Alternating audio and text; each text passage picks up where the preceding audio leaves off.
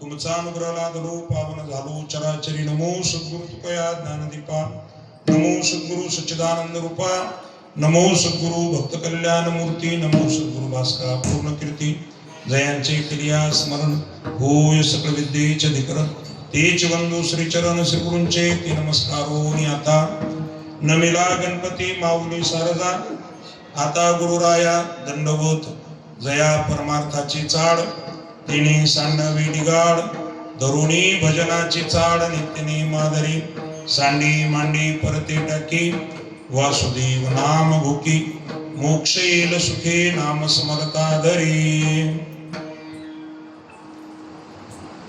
प्रस्तुत प्राप्त प्रसंगी चिंतन करता निवडलेला अभंग शांती ब्रह्म श्री संत एकनाथ महाराजांचा उत्कृष्ट चार कडव्याचा चार खांड्याचा वासुदेव प्रकरणातील तुम्हा आम्हाला वासुदेवाच्या भूमिकेमध्ये येऊन त्या ठिकाणी महाराज उपदेश करणार आहे। या अभंगामध्ये श्री संत एकनाथ महाराजांना परमार्थाची इच्छा आहे अशा माणसांना त्या ठिकाणी उपदेश करतात वासुदेवाच्या भूमिकेतून।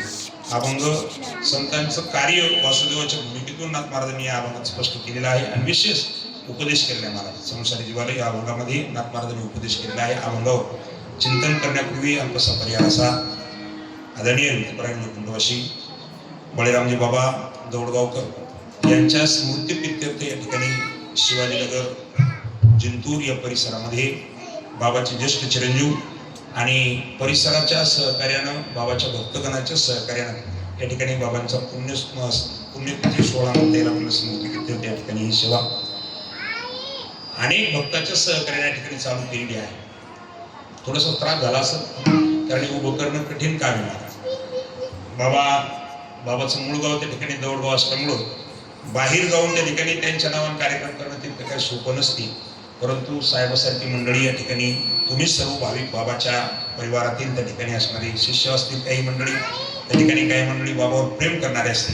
अशा सर्व मंडळीच्या सहकार्यामुळे या ठिकाणी बाबांचा हा उत्सव या ठिकाणी शिवाजीनगर जिंतूर या ठिकाणी संपन्न होत आहे.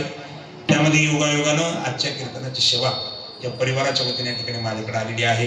गणेशजीच्या या मंदिरामध्ये ज्यांच्या मुखातून आपण या ठिकाणी श्रीमद भागवत कथा श्रवण करत आहात योगानं अशा आदरणीय अभिप्राय देवबाप्पा समोर या ठिकाणी बसलेले आहेत. महाराजांच्या चरणी या ठिकाणी वंदना करतो. आदरणीय अभिप्राय आपल्या भागातील या ठिकाणी अतिशय वारकरी जीवन ज्यांनी या ठिकाणी महाराज बनवलेलं आहे. चापुरीबद्ध जीवन परमार्थामध्ये ज्यांच्याकडं नवीन प्रत्येक माणसाने त्या ठिकाणी पाहून आपण परमार्थाची वाटचाल करावी अशा आदरणीय आमचे दिगंबरजी बाबा या ठिकाणी उपस्थित आहेत. महाराजांच्या चरणी या ठिकाणी वंदना करतो. नवीनच जोड्या असतात प्रत्येक क्षेत्रामध्ये. कारण एक नाव घेतलं की दुसरं नाव घ्यावंच लागत असते. तसे काय कारण जोडीशिवाय जमत नाही ना. पहिले जर असले तर दोघं सारखेच लागतात. तसं आदरणीय आहे आमचे आनंदाजी महाराज आणि राजकुमार महाराज दोघंही या ठिकाणी महाराज आपल्या परिसराची शान आहे.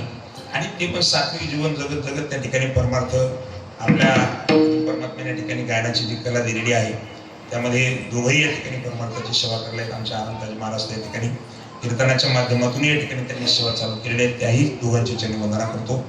आदरणीय अभिप्राय माझ्याबरोबर आज आलेले आमचे सारंगजी महाराज सवडकर या सप्ताहामध्ये त्यांचं सुद्धा या ठिकाणी योगदान आहे. दादांच्याही चरणात मस्तक होतो. तुमच्या दोघांच्याही चरणी या ठिकाणी वंदना करतो. आता हे सर्व मला तुमचे कोणाचं नाव माहीत नाही पण तुमच्या चौघाच्याही चरणी राम लक्ष्मण भरत होऊन असे चौघाच्याही चरणी या ठिकाणी नतमस्तक होऊन बसणारामध्ये आमचे तुकाराम बाबा या ठिकाणी बसलेले आहेत. तुम्ही सर्व भाविक मंडळी या ठिकाणी आदरणीय आमचे ज्ञानेश्वरजी महाराज आणि आज ज्यांचा वाढदिवस सुद्धा आहे माझ्यातर्फे आदरणीय हरिपरायण आमच्या रामकृष्णजी महाराज दराडे बाबांना या ठिकाणी अभिष्ट चिंतनाच्या कोटी कोटी शुभेच्छा सुद्धा या ठिकाणी त्याच्याकडे टाळी वाजवा असेल. पांडुरंगानं अशा चांगल्या माणसाने या ठिकाणी महाराज आयुष्य द्यावं अशीच श्री गणपती बाप्पाच्या चरणी या ठिकाणी प्रार्थना करतो विनंती करतो. अकल्प आयुष्य व्हावे त्या कुळा माझे या सगळ्या हरीच्या दासा या न्यायप्रमाण महाराजांना या ठिकाणी शुभेच्छा देतो. तुम्हाला सर्वांच्या चंदन मस्तक होतो आणि या अभंगाच्या पदापदाचं चिंतन परमात्माचं शिकवणी या ठिकाणी मांडण्याचा प्रयत्न करतो. जर लेप करून चिकटपणा करायला तुम्ही आवाजाच्या बाबतीत असता विठ्ठल विठ्ठल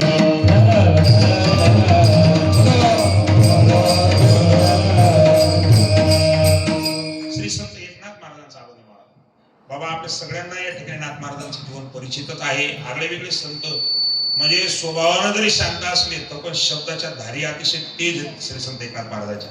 नाथ महाराज स्वभावाने जितके शांत आहेत तितके बोलायला शांत नाही.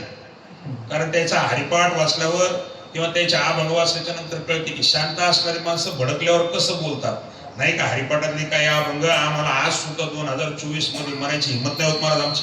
त्या काळात त्या ठिकाणी नाथ महाराजांनी ती लोकांच्या तोंडावर म्हणलेली. असे स्वभावान जरी शांत असले तरी ज्यांच्या शब्दाची धार अतिशय सतीच आहे असे शांतीब्रह्म एकनाथ महाराज यांचा उत्कृष्ट आणि सर्वांच्या पाठातला अभंग आहे. या अभंगामध्ये नाथ महाराज संतांचं कार्य सांगतात. महाराज वासुदेवाच्या भूमिकेतून जे संत काम करत असतात ते कार्य नाथ महाराजांनी या ठिकाणी केलेले उपदेश केलेले आपल्याला. पण संत अनेक माध्यमातून जे काम करतात मामा त्यापैकी संतांनी समाजाला जागृती देण्याचं सगळ्यात मोठं काम केले आणि समाज जागा ठेवत असताना ज्या भूमिका घेतल्या त्या अनेक भूमिकेपैकी एक भूमिका आहे वासुदेवाची. कारण संत इथं काम करण्यासाठी येतात आणि काम झाल्याच्या नंतर त्या ठिकाणी थांबत नसतात. महाराज त्या ठिकाणी काम झालं की उभ्या पावली जाण्याची सुद्धा त्या ठिकाणी तयार करत असतात. पण संत जेव्हा जातात माय बापू त्यावेळेस 3 गोष्टी मागे ठेवून जातात. संत ज्यावेळेस निरोप घेतात या जगाचा त्यावेळेस 3 गोष्टी मागे राहतात संतांच्या. पहिले कीर्ती राहते, दुसरं संतांचं ज्ञान राहत असते आणि तिसरं तुम्हाला आम्हाला डोकं टिकवण्याकरता समाधी राहत असतात नाही का. समाधी पाठीमागे शिल्लक राहत असते संतांची, संतांचं ज्ञान शिल्लक राहत असते आणि संतांची कीर्ती सुद्धा शिल्लक राहत असते. मला आपलं राहिलं तर राखोडं राहते, आपली कीर्ती राहत नाही. ज्ञान तर नसतेच आपल्याजवळ. सामान्य माणसं काय ज्ञान आहे जरा वाईट वाटत तुम्हाला बोलणं पण तुकोबाराय म्हणतात कलियुगातल्या माणसाच्या जवळ 3 गोष्टी नाही नसल्यातच जमायत महाराज. काय काय अल्पभाव, अल्पमती, अल्प आयुष्य नाही. महाराज 3 गोष्टी कलियुगातल्या माणसाजवळ अल्प येतात म्हणजे थोड्या आहेत. पहिला येते अल्पभाव. एक तर कलियुगातल्या माणसाची भावना जाग्या होत नाही आणि महाराज एकूण तिकून जाग्या झाल्या तर दुर्दैवाने टिकत नाही. कारण भाव निर्माण होणं भाव वाढीला लागणं महत्वाचं आहे ना नाही का. सत्यामध्ये पंगत घेण्याची इच्छा होणं आणि ती इच्छा पूर्तीला नेणं हे दोन्ही आवडच आहे. निर्माण झालेली इच्छा पॅम्पलेट छापायची दिसायला तर बंद होती हो नाही का. या वर्षी असं वाटतं बा या सप्ताहामध्ये या ठिकाणी पंगत घालावं अशी इच्छा निर्माण होणं म्हणजे भाव जागा झाला. भाव टिकला पाहिजेत ना. टिकणं महत्वाचं आहे. दुर्दैवाने त्या ठिकाणी तो टिकत नाही. कलियुगातल्या माणसाच्या अंतःकरणातला भाव टिकत नाही. अल्पभाव. दुसरी गोष्ट आहे अल्पमती. कलियुगातल्या माणसाला बुद्धी फारच कमी. जरी कलियुगातली माणसं शहाणे दिसत असले, कलियुगातली मंडळी चंद्रावर मंगळावर जरी गेलेली दिसत असली, 5 स्टार हॉटेलचे त्या ठिकाणी स्वर्ग सुख जरी या मृत्यू लोकात कलियुगातल्या माणसं निर्माण केले असले, महाराज कॅम्प्युटरचा आविष्कार जरी निर्माण केला असला, आपलं सगळं पाहण्याची त्या ठिकाणी यंत्रणा कलियुगातल्या माणसं उपलब्ध केलेली असली, तरीही व्यास महर्षी सारख्या महाराज विचार कलियुगातली माणसं कशी आहेत? ते म्हणतात मंद बुद्धीची. कलियुगातला माणूस एवढी प्रगती करणारा माणूस मंद बुद्धी कसा? त्याचं एकाच वाक्यात डोंगराजी महाराजांनी उत्तर दिलं, कारण हे सगळं केलं कलियुगातल्या माणसानं, पण हे भोगाच्या पाठीमागे धावणे आहे का भगवंताच्या? चंद्रावरही गेला प्लॉट काढले, हॉटेलच टाकायची जर इच्छा असेल त्याची, तिथे जाऊन ते भोग आहे का भगवंत? नाही का? मला स्वर्ग सुद्धा जरी निर्माण केले असतील कलियुगातल्या मंडळीनं या ठिकाणी आपल्या ज्ञानाच्या कौशल्यावरती, पण हे सगळं भोगाच्या पाठीमागे धावणे महाराज. आणि भोगाच्या पाठीमागे धावणाऱ्याला संती कधी शहाणे म्हणणार नाहीत. म्हणून मंद बुद्धी म्हटलेली आहे त्या ठिकाणी. कारण आपण तुम्ही आम्ही सगळे धावा लागलो, उत्कृष्ट लाभासाठी धावायलाच तयार नाहीत माणसं. आपल्या पदरामध्ये जे पडाव ते चांगलं का वाईट? सगळ्याची इच्छा आहे चांगलं पडाव, पण चांगल्याचं स्वरूप कळायला पाहिजे ना आपल्याला. आपल्याला जर चांगल्याचं स्वरूप कळालं नाही महाराज, तर दुर्दैवानं त्या ठिकाणी आपल्या पदरामध्ये जे पडणारे ते निकृष्ट करा. सगळे माणसं लाभासाठीच पळत असतात आणि धाव ही नेहमी अप्राप्तीमध्ये असते. प्राप्त झाल्याच्या नंतर पळायचं कामच नसते महाराज. पण ज्या अर्थी तुम्ही आम्ही रात्रंदिवस पळायला लागलो, त्या अर्थी अजून तुम्हाला आम्हाला काहीतरी मिळवायचे, आणि जे मिळवायचे ते उत्कृष्ट दर्जाचं असणं अतिशय गरजेचं आहे. दुर्दैवान ती जर कळालं नाही तर आपल्या पदरामध्ये जे पडणारे महाराज ते निकृष्ट दर्जाचं असणार नाही का? आपण रात्रंदिवस धावतो. का धावा लागलो? तर ज्ञान आपलं थोडंसं कमीच पडायला लागले याच्याबद्दलच. नेहमी घडलेलंच उदाहरण माझ्या जीवनामध्ये खरंच कळत नाही आपल्याला. कीर्तनात एखादा हा म्हणतो ना आम्हाला, पेट्रोल पंप बिघडलात काय कळते आम्हाला? पेट्रोल पंप बिघडल्यावर काय कळते? काहीच कळत नाही नाही का? माझ्या जीवनात घडलेलं सांगतो तुम्हाला. आमच्या शेंगावरून मी कीर्तनाला चाललो होतो, हिंगोलीकडे जायचं होतं मला. नडशीच्या आणि त्या शेंगावच्या मधात बाबा तळणीजवळ माझी गाडी जराशी खराब झाल्यासारखी झाली. मग गाडी बंद पडल्याच्यामुळे मी आमच्या शेंगावच्या मेकॅनिकल नेहमीचा परिचयाचा मेकॅनिकल त्याला फोन केला, आणि फोन केल्याच्या नंतर काय सांगितलं, बाबा गाडी असं झाले तर थोडस मदत पाहिजे होती तुझी. तर ते म्हणे, महाराज आज काम एवढे की तुमच्याकडे येणं मग शक्य नाही, तुम्ही काय करा पण गाडी बांधून आणा म्हणे तिथपर्यंत. नाही लागत त्या ठिकाणी महाराज त्यांनी काम सांगितलेले असल्यामुळे मी एका वाहनाची मदत घेतली, माझी गाडी त्याच्या गॅरेज पर्यंत आणली. तिथे आणल्याच्या नंतर त्यानं काय मेकॅनिकल तर बुद्धीच होती, बिचाराने बोनट उघडलं आणि फक्त एक चक्कर टाकली त्या आत बाजूची आतून, आणि ते म्हणजे महाराज काही झालं नाही, टेन्शन घ्यायचं काम नाही, तुम्हाला फक्त एक वायर दिसत नाही. एवढा एक वायर बसवला की त्या ठिकाणी तुमची गाडी 5 मिनिटांमध्ये चालू होती, टेन्शन घेऊ नका. काय पैसे गिसे जास्त लागत नाही. पण मी म्हणले वायर बसवली पैसे किती? म्हणजे 500 रुपये घे. मी म्हणलं नट केवढ्याच आहे? म्हणजे 10 रुपयाचा. मी म्हणलं पैसे जरा जास्त झाले नाही रे. ते म्हणजे नट फुकट देतो तुम्हीच टाका. नट 10 रुपयाचाच आहे, पण बसवायचा कुठं याचं ज्ञान काय आपलं? महाराज ज्ञान त्याच्यासाठीच लागतं ना. 500 रुपये ते ज्ञानाचेच होतं ना, नाही का? म्हणजे एखाद्या अभंगाचा भावार्थ जरी कळत असला आम्हाला, पण गाडी बंद पडल्याच्या नंतर वायर कुठं बसावं याच्या बाबतीत आम्ही अज्ञानीच तुम्हाला नाही का? तसं त्याच्या क्षेत्रातलं यायला सूर कमी झाला वाढला हे कळत असत एखाद्या वेळेस नाही का? यायला गाण्यातलं कळत असत, पण आपले क्षेत्र जर सोडले, दात दुखा लागल्यावर काय गेलं ते आम्हाला थोडंच कळत. म्हणजे अल्पभाव आहे, अल्पमती आहे. आणि महाराज शेवटची गोष्ट अतिशय महत्वाची, कलियुगातल्या माणसाला आयुष्य सुद्धा निघणे अतिशय कमी, खरंच कमी. दादा कोणाचाही मोबाईल काढा आता तुम्ही सध्या, आणि तुम्ही जर ते मोबाईलातले फोटो पाहिले तुमच्या मोबाईलातले तुम्ही, तर या मागच्या महिन्यामध्ये 40-45 वर्ष वयाच्या तुमच्या ओळखीच्या 5-7 लोकांना तरी तुम्ही श्रद्धांजली अर्पण केली असेल. तुमच्या मोबाईलमध्ये असे फोटो असतील ज्याच्या वय 40-45 वर्ष आहे, अशा लोकांना तुम्ही भावपूर्ण श्रद्धांजली अर्पण केली असेल. मला कशाचं प्रतीक आहे? कारण आयुष्य कमी असण्याचं त्या ठिकाणी प्रतीक आहे. मला सांगण्याचा उद्देश माझा अशा जीवाला त्या ठिकाणी सांगण्यासाठी संत अनेक भूमिकेतून जेव्हा येतात, तेव्हा मग ती भूमिका कधी जोग्याची असेल, कधी ती भूमिका त्या ठिकाणी मला ज्योतिषाची असेल, तशी आजच्या अभंगामध्ये श्री संत एकनाथ महाराजांची भूमिका उपदेश करत असताना त्या ठिकाणी वासुदेवाची, आणि संत 7 भूमिकेतून त्या ठिकाणी समाजाला जागृती देण्याचं काम करत असतात. असं पूजनीय हरिभक्तीपरायण वैकुंठवासी आनंद महाराज वैजापूरकर सांगायचे. त्या असं म्हणायचे संत 7 भूमिकेतून उपदेश करतात महाराज समाजाला. त्या 7 भूमिकेपैकी एक भूमिका आहे वासुदेवाची. त्यातली पहिली भूमिका आहे आईची, दुसरी भूमिका आहे वैद्याची, तिसरी भूमिका आहे वकिलाची, चौथी भूमिका आहे कोंबड्याची, पाचवी भूमिका आहे भोपळ्याची, सहावी भूमिका आहे ज्योतिषाची आणि सातवी भूमिका आहे वासुदेवाची. विठ्ठल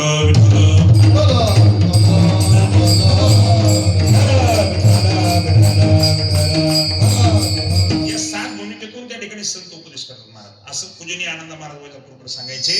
त्यातली पहिली भूमिका आहे आईची. महाराज संत आईच्या अंतःकरणानं समाजाला सांगण्याचं काम करतात. पण तशी संतांची आईची जर तुलना केली तर आईपेक्षा संत काकणभर श्रेष्ठ ठरतात. आई काकणभर संतपेक्षा त्या ठिकाणी कमी ठरते महाराज. कुठं संत कमी पडतात, जास्त ठरतात आणि कुठं माय कमी पडते. अहो ज्या आईचं तुम्ही एवढं तोंड भरून करता तिची तुलना करत असताना साधू संतांनी त्या आईकडेच तर बोट केलेले महाराज साधू रूप मध्ये येत असताना. आणि ती माई कमी पडते का? हो, संतांच्या तुलनेमध्ये आई कमी पडते महाराज. कुठं?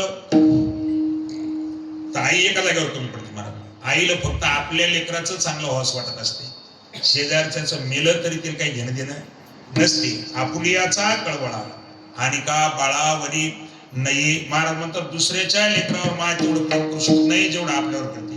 पण संतांचं असे महाराज, संतांना सगळेच लेकर आपले असं वाटत असते. मग ते कुठल्या जातीतला असू द्या किंवा मारती वयान लहान असू द्या मोठा असू द्या, कुठलंही जर त्या ठिकाणी जीव असेल तर संतांना त्या ठिकाणी तो आपलाच वाटत असते. विठ्ठल विठ्ठल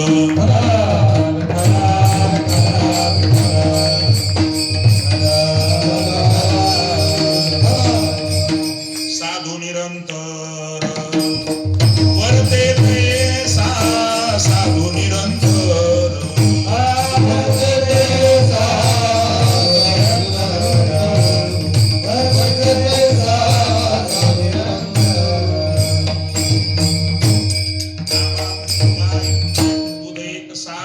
साधू निरंतर वरती तैसा. महाराज दुधाच्या स्वभावासारखा त्या ठिकाणी संतांचा स्वभाव आहे. दूध जातपात पाहून गोड कडू लागते का? हा म्हणजे अमुक जातीचा असलं त्याला गोड लागायचं, तमुक जातीचा असलं त्या ठिकाणी महाराज त्याला कडू लागायचं, असं स्वभाव आहे का दुधाचा? नाही नाही, सगळ्यात सारखाच महाराज त्या ठिकाणी जसा दुधाचा स्वभाव आहे तसा संतांचा स्वभाव. ज्ञानात महाराजाचा अभंग आहे, त्यांचे चरित्र आपण नेहमी ऐकतो. गंगेच्या रखरखत्या उन्हामध्ये कदाचित त्या दिवशी नाथ महाराजांना उशीर झाला असेल. नाथ बाबा गंगा मातेचं स्नान केले, गोदावरी मातेचं, आणि सर मस्तक मागं कलवलं तर कोणीतरी लेकराच्या लढण्याचा आवाज नाथ महाराजाच्या कानावर आला. त्या काळात जातीपातीचे बंधन अतिशय कटाक्षाने पाळल्या जात होते, नाही का? इतर जातीचा माणूस त्या ठिकाणी महाराज ब्राह्मण माणसाला स्पर्श सुद्धा करत नव्हता, असे एवढं जातीपातीचं बंधन होतं. पण लेकराचा आवाज ऐकल्याच्या नंतर नाथ महाराजाचं अंतःकरण कळवळलं आणि त्या लेकराच्या आई त्या ठिकाणी डोक्यावर 2-3 हांडी घेऊन पाणी भरणारी माय त्या ठिकाणी महाराज निघून गेली.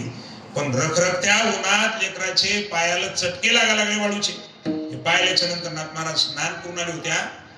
पुन्हा ती ब्राह्मणे सोळवळ पाळणारे, पण असं असताना सुद्धा नाथ महाराजाचं अंतःकरण कळवळलं आणि नाथ बाबा त्या लेकरापर्यंत गेले. इकडे तिकडे पाहिलं तर रखरखत्या वाळवंटात कोणी जेव्हा दिसलं नाही त्यावेळेस नाथ महाराजांनी त्या लेकरू महाराज कडवर उचलून घेतलं. नुसतं घेतलं नाही तर महाराज त्या लेकराला त्या गल्लीत घेऊन गेले ज्या गल्लीत बहुतेक ब्राह्मणाचा माणूस पायच ठेवायला तयार नव्हता. त्या गल्लीमध्ये गेली. त्या गल्लीत मध्ये मंडळी, त्या गल्लीत ती मंडळी नाथ महाराजांच्या घरी 1000 वेळा जेवणासाठी आली असं महाराज. पण नाथ बाबा त्या ठिकाणी आपण होऊन त्याच्या गल्लीमध्ये पहिल्यांदा ज्यावेळेस गेले मोठ्या नावात दिला, मावशी ओ मावशी कोणाचं लेकरू आहे? तर महाराज लेकरू पाहण्यासाठी त्या बाईनं हंडेरी चौरीत बाहेर येऊन पाहती. आपल्या लेकराला श्री संत एकनाथ महाराजांनी कडवर घ्यावं. महाराज नवलाची गोष्ट होती. त्यावेळेस नाथ महाराजांकडे पाहिलं, कोण्या जातीचा वगैरे होता कथेमध्ये त्याचं वर्णन केले संतांनी. मला जातीचा उल्लेख करून त्या ठिकाणी हे करायचं नाही. माझा सांगण्याचा मुद्दा असा आहे की ज्या काळामध्ये जातीपातीचे कटाक्षानं बंधनं पाळल्या जात होते त्याही प्रसंगामध्ये नाथ महाराजांनी महाराज अत्यंत त्या ठिकाणी कडेवरती घ्यावं. ही दया नाही तर काय महाराज? साधूच्या अंतःकरणामध्ये सर्वाबद्दल असणारं प्रेम आहे, सर्वाबद्दल असणारं प्रेम आहे. आपल्याला असं प्रेम सख्या भावाच्या पोरावर निर्माण होईल म्हणून सांगता येत नाही. विठ्ठल विठ्ठल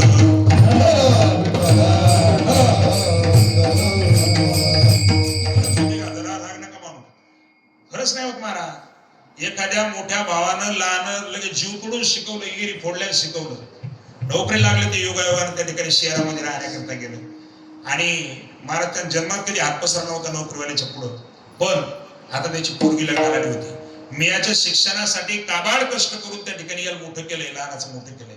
आज याच्या पारती उभं आहे. मी आतापर्यंत माझ्या प्रपंचाकरता याच्याकडे कधी हात पसरला नाही.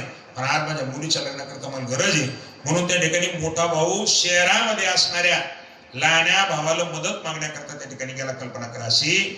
तुम्हाला त्या फिरत्या खुर्चीवरती भाऊ बसलेला आहे, पुढं खेड्यातून आलेला त्याचाच सक्का भाऊ त्या ठिकाणी पुढे बसलेला आहे. टेबलावर पेन वाजवतो. त्यांनी सांगितलं दादा कोणीकडे येणे केलं.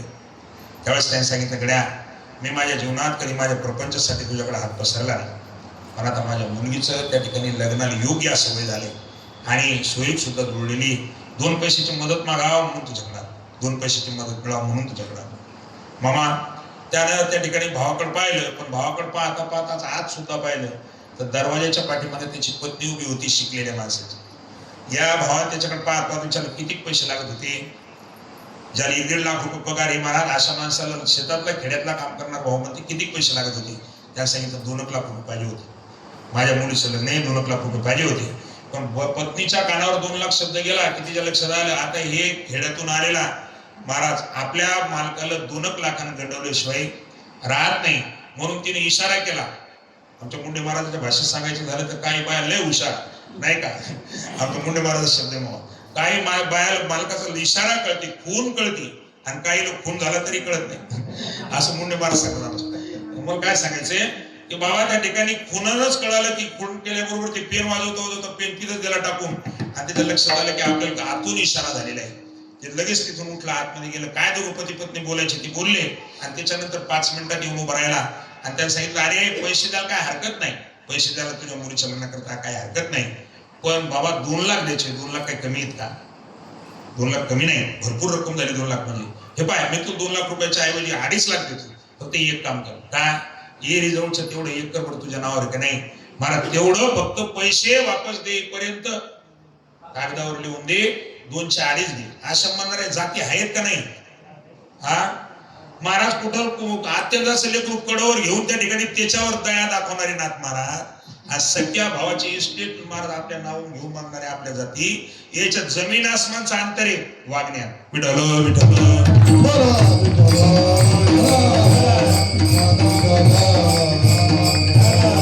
सांगायचा उद्देश माझा ही जी कळवळ आहे आईच्या अंतकरणात जी कळवळ आहे तो संतांच्या अंतकरणामध्ये असतो, पण सर्वाबद्दल असते. आई फक्त आपल्या लेकराबद्दल असते महाराज.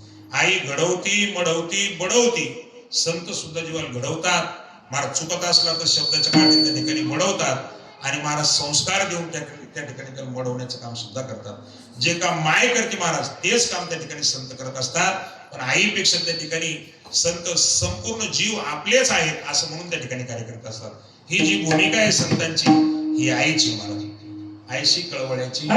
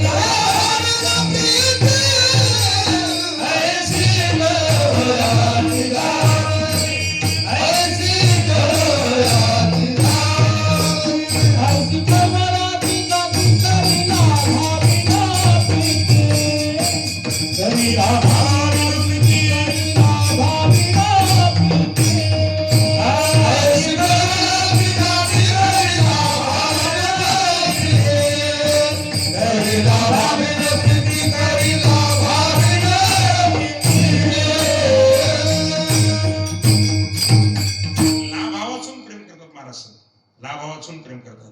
जीव लाभ वाचून नाही प्रेम करत. आपण तुम्ही मी सगळे जण एकमेकावर जर प्रेम करत असाल तर स्वार्थी प्रेम आहे महाराज. आपल्याला काहीतरी मिळायची अपेक्षा आहे. संतांना जीवाकडून काहीच पाहिजेत नाही. लाभाविन प्रीती आईशी कळवळ्याची जाती करी लाभाविन प्रीती. म्हणून आईच्या अंतकरणासारखं अंतकरणे संतांचं. आई दुसरं काम करते, जन्मही देते. चुकत असलं मारत लेकर आई मारायलाही मागे पुढे पाहत नाही, म्हणजे बडवते सुद्धा. संत कधी कधी शब्दाच्या काठीनं जीवाला बडवायलाही मागे पुढे पाहत नाही. संतांनी काही चापटा अशा आणल्या खरंच सांगा, पण आता त्या लागल्याच नाही आपल्याला.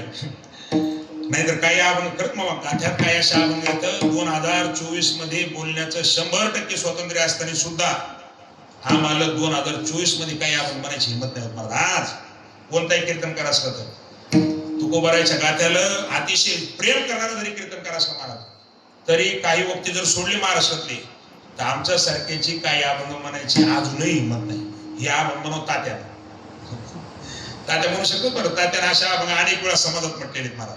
या अभंग म्हणत राऊत बाबांना पण बाबा जरी असले माझ्या पुढे बसलेले तरी काही अभंगाचे पूर्वार्ध मी म्हणतो मनातल्या मनात उत्तरार्ध म्हणा तुमची पण हिंमत आहे समाजामध्ये म्हणायची नाही का. काय अभंग हे मार्ग नाही तर काय महाराज त्याची व्याली अशी पुरे त्याचा पूर्वार्ध म्हणायची हिंमत आहे आपल्या. हा काय म्हणा अरे मार्ग नाही तर काय तुका म्हणे त्याचे दिवशी पुढचं म्हणायची हिंमत नाही महाराज आमच्या समाजामध्ये. म्हणजे हे जे बोललंय साधू संतांचं शब्दाचे मारायचे तर नाही. आपल्या मराठीमध्ये एक म्हणायची कोणती वशा आणि मार शब्दाचाच असतं. म्हणून आई जसं लेकराला एखाद्या वेळी चुकलं तर मारती सुद्धा तसं संत शब्दाने त्या ठिकाणी जीव चुकत असेल तर मारतात सुद्धा. आणि संस्कार देऊन आई जशी घडवते महाराज तसं संत सुद्धा विचार देऊन जीवाला त्या ठिकाणी घडवण्याचं काम करत असतात. संताकडे सगळ्यात जास्त कसे ठेव असेल तर चांगले विचाराचे ठेव. आणि मी तुम्हाला अशी विनंती करीन एखाद्या वेळेस तुम्हाला एखाद्या माणसाला वस्तू नाही देता आली तरी चालते पण विचारांत महाराज त्या ठिकाणी आपण दुसऱ्या प्रकल्प करू शकतो ना. विचार देऊ शकतो ना. वस्तू नका देऊ एखाद्या वेळेस तुमच्याजवळ नसेल तर पण तुम्ही चांगला विचार एखाद्याच्या पदरामध्ये टाकू शकता. आणि विचारात माणसाला समाधान मिळत असते. कसं सांग विचारा वाचून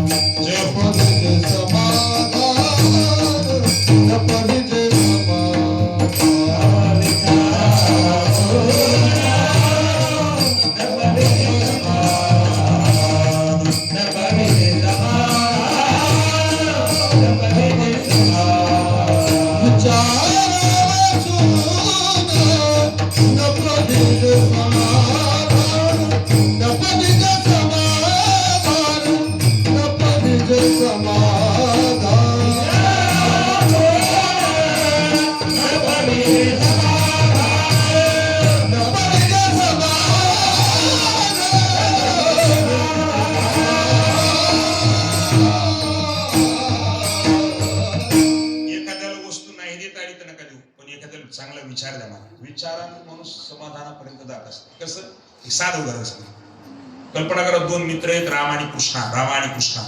दोघेही खेळता खेळता महाराज त्या ठिकाणी पाहता मित्रच होते दररोज सोबत खेळायचे.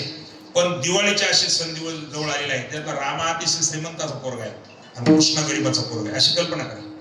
मामा रामाचा बाप श्रीमंतच असल्यामुळं दिवाळीचे फटाकडे भरपूर घेऊन आला होता रामाला. आणि मग दिवाळीचा दिवसच असल्यामुळे त्या ठिकाणी त्यांनी फटाकडे लावायचे. फटाकड्याचा जोरदार आवाज झाल्याच्या नंतर त्या ठिकाणी रामन उड्या मारायच्या. तर कृष्णा एवढे थोड करून बसलेला आहे दूर असा. गावातला एक सज्जन माणूस कृष्णापर्यंत गेला आणि कृष्णाला सांगितलं कृष्णा लयच नाराज दिसायला लागला काहून जरा चेहरा पडला तुझा. राम पायवर कसे फटाकडे उडवला तुझ्याकडे नाही का फटाके. तर महाराज कृष्णा असं बाईक घेऊन केलं ते म्हणजे नाही का माझ्या बाबा गरीब असल्यामुळं या ठिकाणी माझ्या बाबांना काही म्हणून फटाकडे आणले नाही. कृष्णा पण तुला फटाकडे उडवायची इच्छा आहे का रे. तुम्हाला उडवायची इच्छा आहे का पण माझ्या वडिलाकडे पैसे नाहीत माझ्याकडे पैसे नाही. जो माणूस त्या भेटला होता मला तोही गरीबच होता. त्यानं स्वतःच्या खिशामध्ये हात घातला तर त्याच्याही खिशामध्ये पैसे नव्हते. मग तिच्या लक्षात आलं आता सध्या आपण याला पैसे नाही देऊ शकत आपण याला फटाकडे नाही घेऊन देऊ शकत महाराज. म्हणजे आपण पैशाची मदत करू शकत नाही आपण याला फटाक्याची म्हणजे वस्तूची मदत करू शकत नाही पण आपण याला विचार देऊ शकतो. तुम्ही कृष्णा नाराज होऊ नको मी तुला प्रश्न विचारू का. ते म्हणजे विचार. कृष्णा या रामान फटाकडे जर लावला या अंगणामध्ये तर फुटल्याच्या नंतर दोघायला आवाज सारखाच येते का कमी रमी येते. हे फटाकडा जर फुटला तर याचा आवाज तुला जेवढा येते तेवढाच रामाला येते का तुला जरा कमी येते पैसे तुझे नसल्यामुळं. हे म्हणजे तसं नाही हो का जेवढा रामाला आवाज येते तेवढाच मला येते. आवाजात तर काही फरक नाही ना. ते म्हणजे अजिबात नाही का रामाच्या बापाचे पैसे त्यानं फटाकडा फोडल्याच्या नंतर त्यालाही तेवढाच आवाज येते आणि मी इथं बसलेला तर मला सुद्धा आवाज तेवढाच येते. पण त्या माणसाला सांगितलं रामा कृष्णा मी तुला काय सांगतो ऐक तू असं म्हण फटाकडे तू याच बापाने आणलेले राम्या सध्या फटाकडे फोडायला लवकर ठेवलाय. रामा सध्या माझ्या बापाचेच फटाकडे येतं पण महाराज हे फटाकडे फोडण्यासाठी त्या ठिकाणी माझ्या वडिलांना रामा सध्या लवकर ठेवलाय. तुम्ही जसे गाण्यातल्या गाण्यात हसले तसं मला तू मुलगा सुद्धा त्या ठिकाणी अतिशय असला. मग तुम्हाला काय सांगायचं याच्यातून की बुवा त्या माणसाने त्या मुलाला पैसे दिले का? पैसे दिले नाही. पण वस्तू दिली का? वस्तू दिली नाही. मग काय दिलं? फक्त एक चांगला विचार दिला महाराज. म्हणजे कधी कधी पुढच्या माणसाला विचार देऊन सुद्धा हसवता येते, विचार देऊन सुद्धा त्या ठिकाणी समाधानापर्यंत नेता येते. आणि मग ते विचार देण्याचं काम जे करतात त्याचं नाव संत. विठ्ठल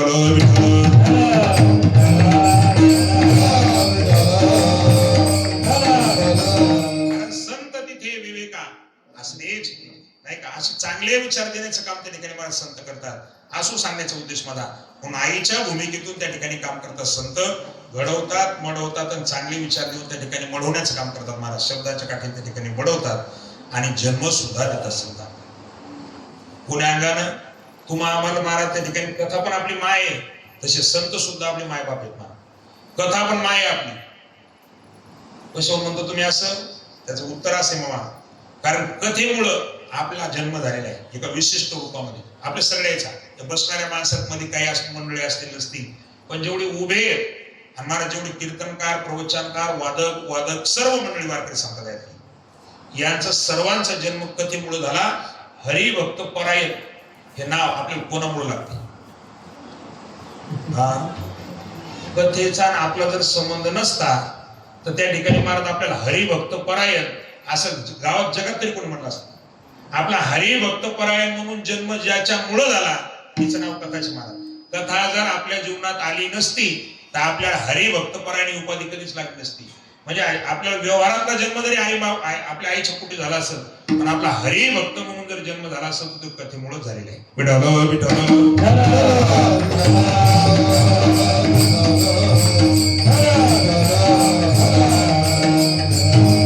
असाही जन्म देतात महाराज. संत बीज बनवतात त्या ठिकाणी माणसाला नाही का. सांगदेव म्हणे आधी जन्म आलो, गुरु पुत्र झालो मुक्ताईचा. हे चांगदेवाच्या जीवनात त्या ठिकाणी प्रसंग पहा. सांगण्याचा उद्देश माझा एवढा आहे फक्त की आईप्रमाणे संत सुद्धा त्या ठिकाणी तुम्हाला आम्हाला जन्म देतात. पण पहिली भूमिका आईची, दुसरी महाराज संतांची दुसरी भूमिका काम करत असताना संत वैद्य महाराज संत. पण आता आधुनिक वैद्यामध्ये आणि संत रूपी वैद्यामध्ये एक फरक आहे. काय फरक आहे? आधुनिक वैद्य त्या ठिकाणी पैशाची भूक आहे. आधुनिक वैद्य महाराज संतांना पैशाची भूक नाही. नोहे वैद्य आम्ही अर्थाची भूक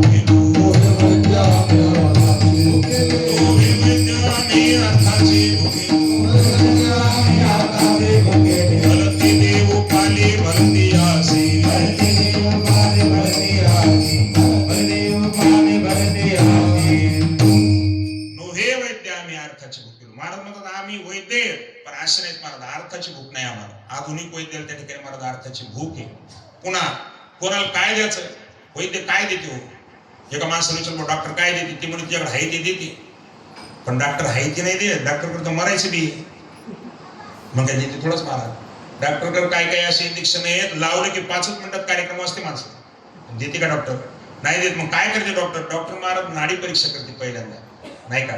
टेटोस्कोप लावून त्या ठिकाणी परीक्षा करते व या माणसाला काय लागू पडते आणि जे लागू पडते तेच जसं डॉक्टरने द्यावं मामा, तसं संत सुद्धा तुमच्या माझ्या जीवाची नाडी परीक्षा करतात.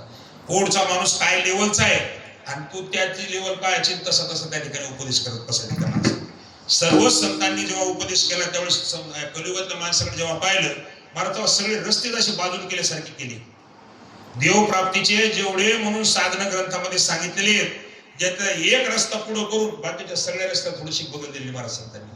संत वाङ्मय वाचत असताना आपल्या लक्षात येते योग, तप, अनुष्ठान हे जे साधने, ध्यान, धारणा महाराज हे जे साधने देवप्राप्तीचे, या थोडस कलियुगामध्ये बाजू ठेवलंय का ठेवलं नाही संतांनी. सगळे देवप्राप्तीचे जरी साधना असले महाराज, पण संतांच्या लक्षात आलं कलियुगातला समाज ध्यान धारणेच्या त्या ठिकाणी महाराज योग्यतेचा नाही. कलियुगातला समाज योगाच्या सुद्धा लायकीचा नाही. आधी पाठ योग करतात हे यायचं तुम्हाला हसू येते बघ या माणसाचं. जिंतुरातले काही माणसं पाठ सकाळी जात असतील योग करायला. हा फिरायला जातात ते माणसं, सकाळच्या काळीच्या कीर्तनाला जातात. हे माणसं पावा जरा राग नका मानू, पण अशी माणसं दिसतात बाबा. एवढी मोठी ढेरी असते बाबाची आणि ती हलकी करण्यासाठी ढेरी आत जावा म्हणून त्या ठिकाणी त्याचा योग चालू असतो. तर दुर्दैव असे दोन्ही पाय लांबून त्या ठिकाणी प्राणायाम चालू असते त्याचे, तर मांडीच नाही घालता येत. आणि योगातलं पहिले आसन, ज्या माणसाला आसन साध्य नाही त्या माणसाला युगातलं कोणतंच फळ भेटत नाही. ज्याला मांडीच घालता येत नाही त्याने किती दिवस नाक ओढलं तर धैर्यात हा त्याला कवा ध्यान लागेल, कवा ध्यान लागेल महाराज. तर मग अशा माणसाला योगही सांगून फायदा नाही, अशा माणसाला ध्यानही सांगून त्या ठिकाणी फायदा नाही. मग परीक्षणच केलं आपलं सगळ्याच महाराज. आणि साधू संतांनी तुमच्या माझ्या करता एकच मार्ग ठेवला, भक्तीचा. आणि तिच्यातही पुन्हा त्या भक्तीमध्ये महाराज विशेष करून त्या ठिकाणी नामचिंतनाची भक्ती आपल्याला आवर्जून सांगण्याचं काम साधू संतांनी केलेलं आहे. मग एक कथा समजून घेत नाही. आजया सारख्या पाप्याच्या पुढे जेव्हा संत उभे राहिले त्यावेळेस आजया अधिकार पाहिल्याच्या नंतर त्याला नामाशिवाय दुसरं कोणतंच साधन संतांनी सांगितलं नाही. म्हणजे परीक्षा करूनच जसं सांगावं तसं महाराज संतांनी तुमची माझी नाडी परीक्षा करूनच आपल्याला नामचिंतनाचं साधन सांगितलं. वैद्याची भूमिका. तिसरी भूमिका आहे संतांची महाराज वकिलाची. संत काय करतात म्हणजे जसे वकील आहेत तसेच संत आहेत. पण संतांना वकील म्हणणं म्हणजे संतांचा कमीपणा करणे. वकील काय करते महाराज, वकिलाची आशिलाची बाजू त्या ठिकाणी न्यायाधीशाच्या पुढं मांडण्याचं काम करते. आणि न्यायाधीशाचं काय म्हणणे महाराज ते या ठिकाणी यायला त्याच्या भाषेमध्ये समजून सांगायचं काम करते. तसं संतही देवाचं काय म्हणणे ते जीवाला सांगतात. आणि महाराज जीवाला त्या ठिकाणी काय केलं पाहिजे ते देवाच्या पुढे नेऊन त्या ठिकाणी तेही समजून सांगण्याचं काम करतात. आणि दोन्ही सांगत असताना संत शक्यतोवर चुका होऊ देत नाहीत. दोही ठाई तुका नाही पडू देत चुका.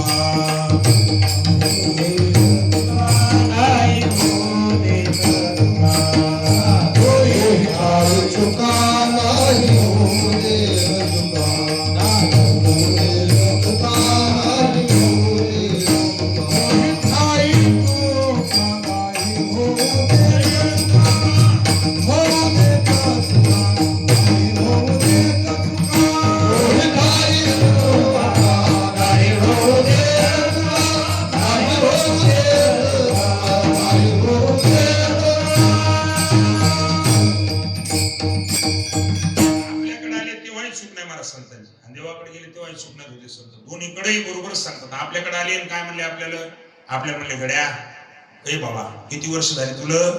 लोक म्हणाले महाराज 70 झाले. पंढरपूरची कधी वारीगिरी केली का नाही. लोक म्हणले महाराज अजून काही घडले नाही.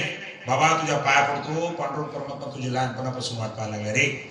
महाराज देवान तुझी सारखेच वाट पाहिलेली असल्यामुळं तू जर एवढा मोठा असून तुझी वाट पाहत असेल तर एकदा जाईन दर्शनात. आपल्या अंगणात येऊन सांगितलं वाट पाय उभा भेटीची आवडी कृपाळू तातडी उतावेळ. आपल्याला इथे येऊन सांगितलं महाराज 70 वर्ष झाली मग तुम्ही एक वारी नाही केली. तेव्हा तुझी खरंच वाट पाहिजे. जेव्हा बाळात होता तेव्हा देवाला असं वाटलं पाय चालू लागल्याच्या नंतर एकदा येईल. तू गेलाच नाही महाराज. देवाला असं वाटलं त्या ठिकाणी महाराज आता नेमकं चालायला लागलेले काय येणार नाही. थोडीशी देवान पुन्हा आणखी वाट पाहिजे. कधी आता 10-12 वर्ष झाल्याच्या नंतर येईल. तू 10-12 वर्ष झाला तरी त्या ठिकाणी गेलाच नाही. राजा देव तुझी सारखीच वाट पाहत होता. पुढं त्या ठिकाणी 10-12 वर्षे होऊन गेले तुझे बालपण तो खेळण्यातच घातलं. पंढरपूर काय झालंच नाही झालं तुझे. त्याच्यानंतर तर तरुणपणा आला आणि तरुणपणा आल्याच्या नंतर देवाचा तुझा संबंधच नाही झाला नाही काय. मग तुला जायची अशी इच्छा सुद्धा झाली नाही. तेही वय घातलं तुझं, तेही गेलं. त्याच्यानंतर मला त्या ठिकाणी विवाह केला. देवाला असं वाटलं बाबा आता लग्न झाल्याच्या नंतर तरी लग्नही झालं तुझं, त्याची वाट पाहणं चालूच आणि तू मात्र गेलाच नाही गड्या. असं करू नको. एकदा त्या ठिकाणी परमात्म्याची भेट घेण्याकरता जा. आपल्याला असं समजून सांगितलं महाराज. आणि तिथे नेऊन उभं केलं. तिथे नेऊन नुसतं उभं नाही केलं, आपल्याला चंद्रभागेच्या वाळवंटात उभं करणं आणि नामदेवासारख्या संतांनी पळत पांडुरंगाच्या मंदिरामध्ये जाणं. आणि देवा सांगितलं ओ देवा झोपलेलेच का तुम्ही. हे सगळे लोक तुमच्या दर्शनाला आले नो. आणि तुम्ही त्या ठिकाणी जर अशी झोपा घेत असाल तर काय म्हणावं देवा तुम्हाला. माझी तुम्हाला विनंती आहे चंद्रभागेच्या वाळवंटात जागे करून लोक आणले आम्ही तर त्याला आता जगदा जागे व्हा. त्याला दर्शन देण्याकरता एकदा यावर मंदिराच्या बाई नाही का उठा जागे वारे. आता आपल्याला सांगितलं तिथं जाऊन काय सांगितलं उठा पांडुरंगा. उठा पांडुरंगा प्रभात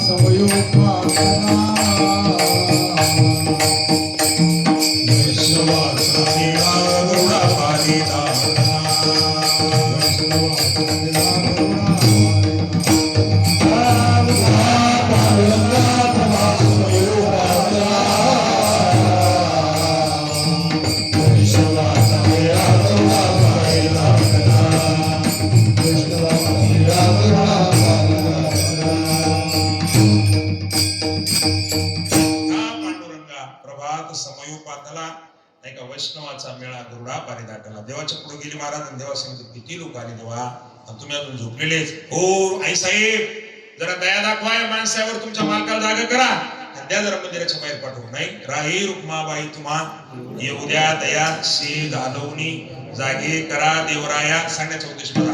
आपल्याकडे आले आणि आपल्याला सांगितलं वाट पाहायला आणि तिकडे जाऊन सांगितलं झोप सोडा, या लोकांची भेटी करता या. दोन्हीकडे सांगत असताना चुका होऊ दिल्या नाही. वकील जसं दोन्हीकडे चुका होऊ देत नाही महाराज, तसे संत सुद्धा दोन्हीकडे चुका होऊ देत नाहीत. म्हणून भूमिका वकिलाची, त्याच्या पुढची भूमिका आहे संतांची, कोंबडीची भूमिका. कोंबडा कसं काय म्हणतात संताला, कारण त्याचं कारण असं सांगतात. आनंद बापू सांगितले सगळे महाराज. आनंद बापू असं म्हणायचे की कोंबडा का म्हणायचं संताला, गावरान कोंबडा. किती वाजता जागा होती? आता हे ढवळे कोंबडी नाही बरं, हे तर कवाय टुक टुक टुक टुक चालू तिथे रातच्या 12 वाजता कॉक कॉक करायला लागले महाराज. पण जे गावरान कोंबडी येतं, ती गावरान कोंबडी त्या ठिकाणी महाराज 4 वाजता जागी होतात. आणि हाडाची वारकरी, हा तुम्ही मग सांगा, तुम्ही नाही का हाडाची वारकरी? आम्ही नाही भाऊ हाडाची वारकरी. आम्ही कसे, आम्ही सूर्यनारायणाची वारकरी. सूर्य जेवढा जास्त वर येईल तर आम्हाला गाळ झोपा लागतो महाराज. पण खडा हाडाचा वारकरी कोंबडा स्वतः जागा आहे म्हणून दुसऱ्याला जागा करते महाराज. तसं संत सुद्धा स्वतः जागेत म्हणून दुसऱ्या जागा करण्याच्या त्या ठिकाणी काम करू शकतात. ते जो स्वतः जागा नसते त्याला दुसऱ्याला कधीच जागा करता येणं शक्य नाही, शक्यच नाही महाराज. कोंबडा स्वतःही जागा आहे म्हणून तो दुसऱ्याला जागा करू शकते. तसं संत स्वतः जागेत म्हणून दुसऱ्याला जागा करण्याचं काम करतात. कोंबडाही जागा करते आणि संत सुद्धा त्या ठिकाणी जागा करतात. नाही काय काय म्हटलेले महाराजांनी, लय अभंग येत अशा जागी. आता जागा रे भाई नो जागा, आता जागा रे भाई नो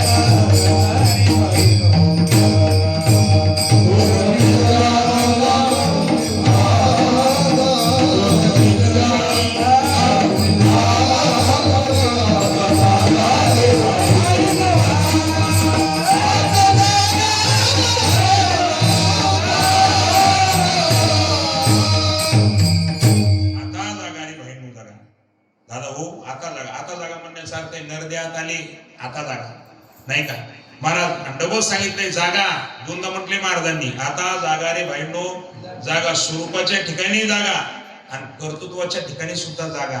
आता दोन्हीकडे झोपी नका राहू.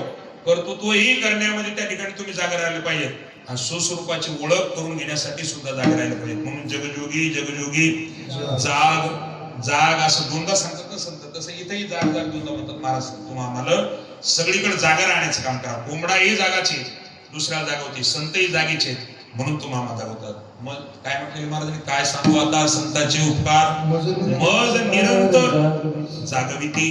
कोंबडाही जागवते, संतही जागवतात म्हणून कोंबड्याची भूमिका मान. त्याच्या पोटची भूमिका आहे संतांची भोपळ्याची. संत भोपळा कशी, तर त्याचं उत्तर थोडक्यामध्ये असे. आपण जुन्या काळामध्ये गावकऱ्याच्या शेजारी जेवढ्याही कुपाट्या होत्या, तर कुपाट्यावर येळ लागली की भोपळे येत होत्या नाही का. 2 प्रकार आहेत त्या भोपळ्याचे. काही भोपळे कडू येतं आणि काही भोपळे गोड येत. भरणा मला वाटतं जास्त कडूचाच म्हणजे गोड भोपळे कमीच आहेत. भरण्यात जर पाहिले त्या ठिकाणी तर वेळाला लत बदून येतात ते कडूच भोपळे आहेत. म्हणून त्या कडू भोपळ्याची जर सांगड बांधली, कडू भोपळा तसा ओलाही जरी टाकला तरी भोपळा बुडत नाही. भोपळा स्वतः बुडत नाही. आणि ज्यानं भोपळ्याचं सहकार्य घेतलं त्याला भोपळा बुडूही देत नाही महाराज. म्हणजे स्वतःही करतो आणि दुसऱ्यालाही तारण्याचं काम भोपळा करते. तसे संत स्वतः भवसागर तरलेले आहेत आणि स्वतः तरलेले असल्यामुळे तुम्हाला आम्हाला तारण्याचं सामर्थ्य त्याच्यामध्ये. याचे 4 प्रकार करतात संत महात्मे आमचे. काही माणसं आहेत असे महाराज स्वतःही बुडतात आणि दुसऱ्यालाही बुडवतात, म्हणजे बुडवणारच. दुसरा वर्ग असा आहे स्वतः बुडत नाही पण दुसऱ्याला तारण्याचं सामर्थ्य नाही त्याच्यामध्ये. तिसरा वर्ग असा आहे त्या ठिकाणी मावा स्वतः बुडते पण दुसऱ्याला बुडवत नाही. आणि चौथा वर्ग आहे स्वतःही करते आणि दुसऱ्याला सुद्धा त्या ठिकाणी तारते नाही का. त्याचा पहिला वर्ग असा आहे स्वतःही बुडते आणि दुसऱ्यालाही बुडवते. मोठा दगड असा जर पाण्यामध्ये टाकला तर स्वतःही बुडते आणि दगड कबरल बांधून उडी आणली तर त्यालाही बुडवते, नाही का? तसे समाजामध्ये तसे बुडवे माणसं नाही येत, फक्त त्यांची कीर्तनात नावं घेता येत नाही. नाहीतर बहुतेक त्या ठिकाणी मग कोणा कशात बुडवलंय, कोणा कशात बुडवलंय, कोणी कोणाला व्यापारात बुडवलंय, कोणी कोणाला शिक्षणाच्या बाबतीत बुडवलंय, कोणी कोणाला त्या ठिकाणी व्यवहारात बुडवलंय, कोणी कोणाला नाते संबंधात बुडवले. असे बुडविले आहेत महाराज, तेही बुडले आणि लोकांना सुद्धा त्या ठिकाणी बुडवले, नाही का? समाजातला पहिला वर्ग आहे. दुसरा वर्ग असा आहे, तो स्वतः तरते, दुसऱ्याला तारत नाही.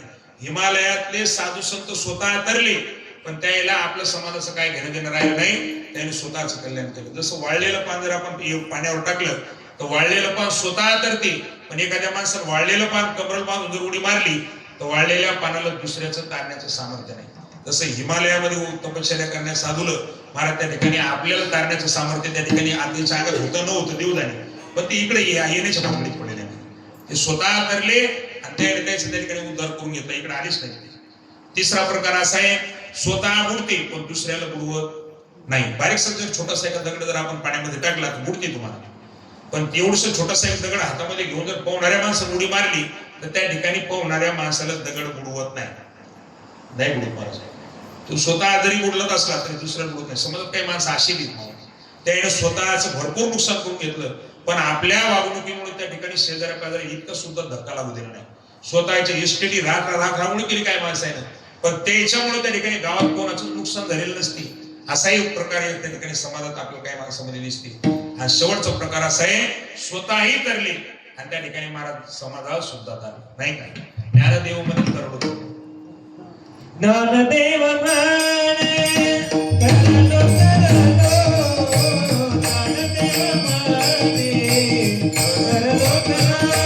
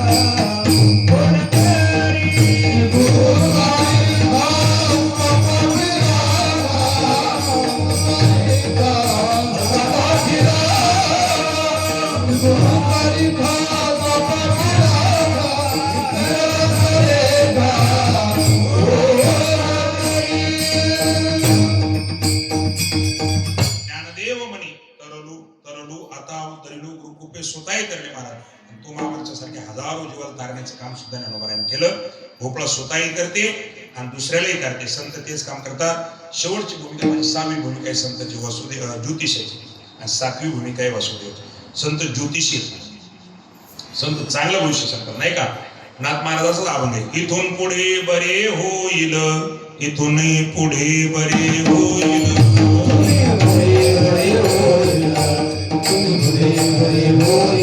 भक्ती सुख तत्व वाढेल, भक्ती सुख तत्व वाढेल,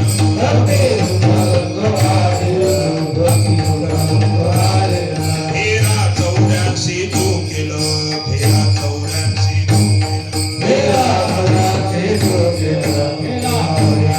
तू केलं, धन मुकाशी, धन मुकाशी,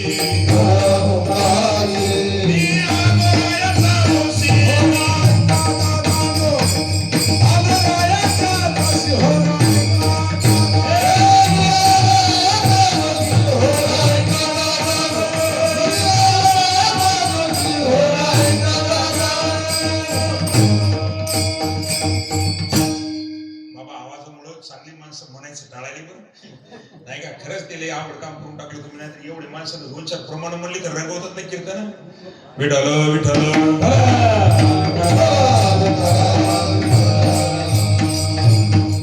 वाघासारखे माणसं यायच्या म्हणजे काय नुसतं म्हणलं तर ऐका वाटते. कीर्तन करायचं काम नाही, एवढी चांगली माणसं आहेत मला. पण आता त्याचा मूड लागले त्या मायकामुळे विठ्ठल विठ्ठल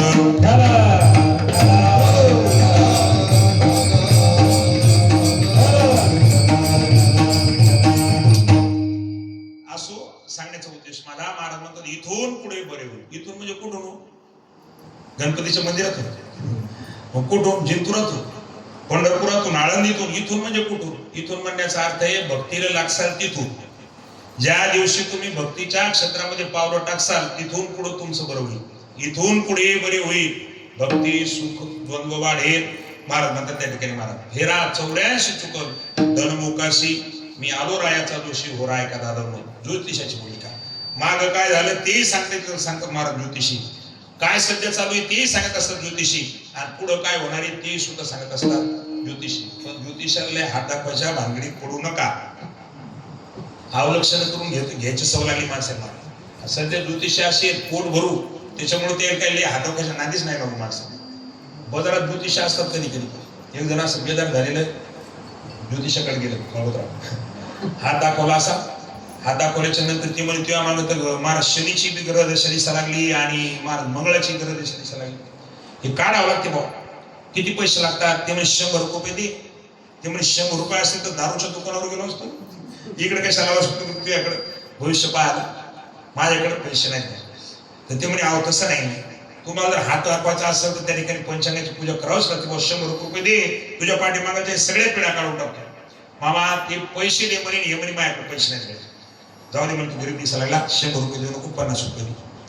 मामा हे 50 रुपये मागे त्याच्यानंतर हे म्हणे माझ्याकडे 50 रुपये पाहिजे.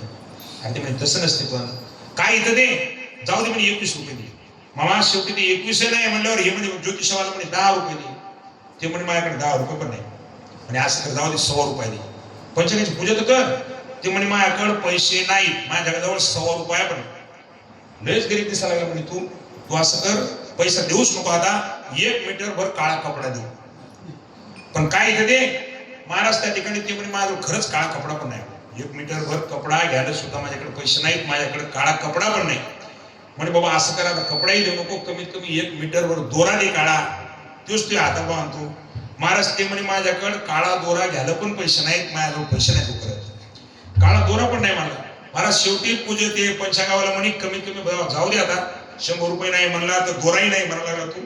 तू असं कर, उडदाचे 5 दाणेच दे म्हणे काळे, कारण शनीची पिढा काढायला काहीतरी काळं द्यावं लागते. कमीत कमी तू उडदाचे 5 दाणे तर दे काळे. तर ते म्हणे माझ्याजवळ काळे दाणे पण नाही हो. हे म्हणे मग तू उठ बरं आता, कारण इतक्या भिकार चोटाच्या नादी शनी लागत नाही. तो उगीच्या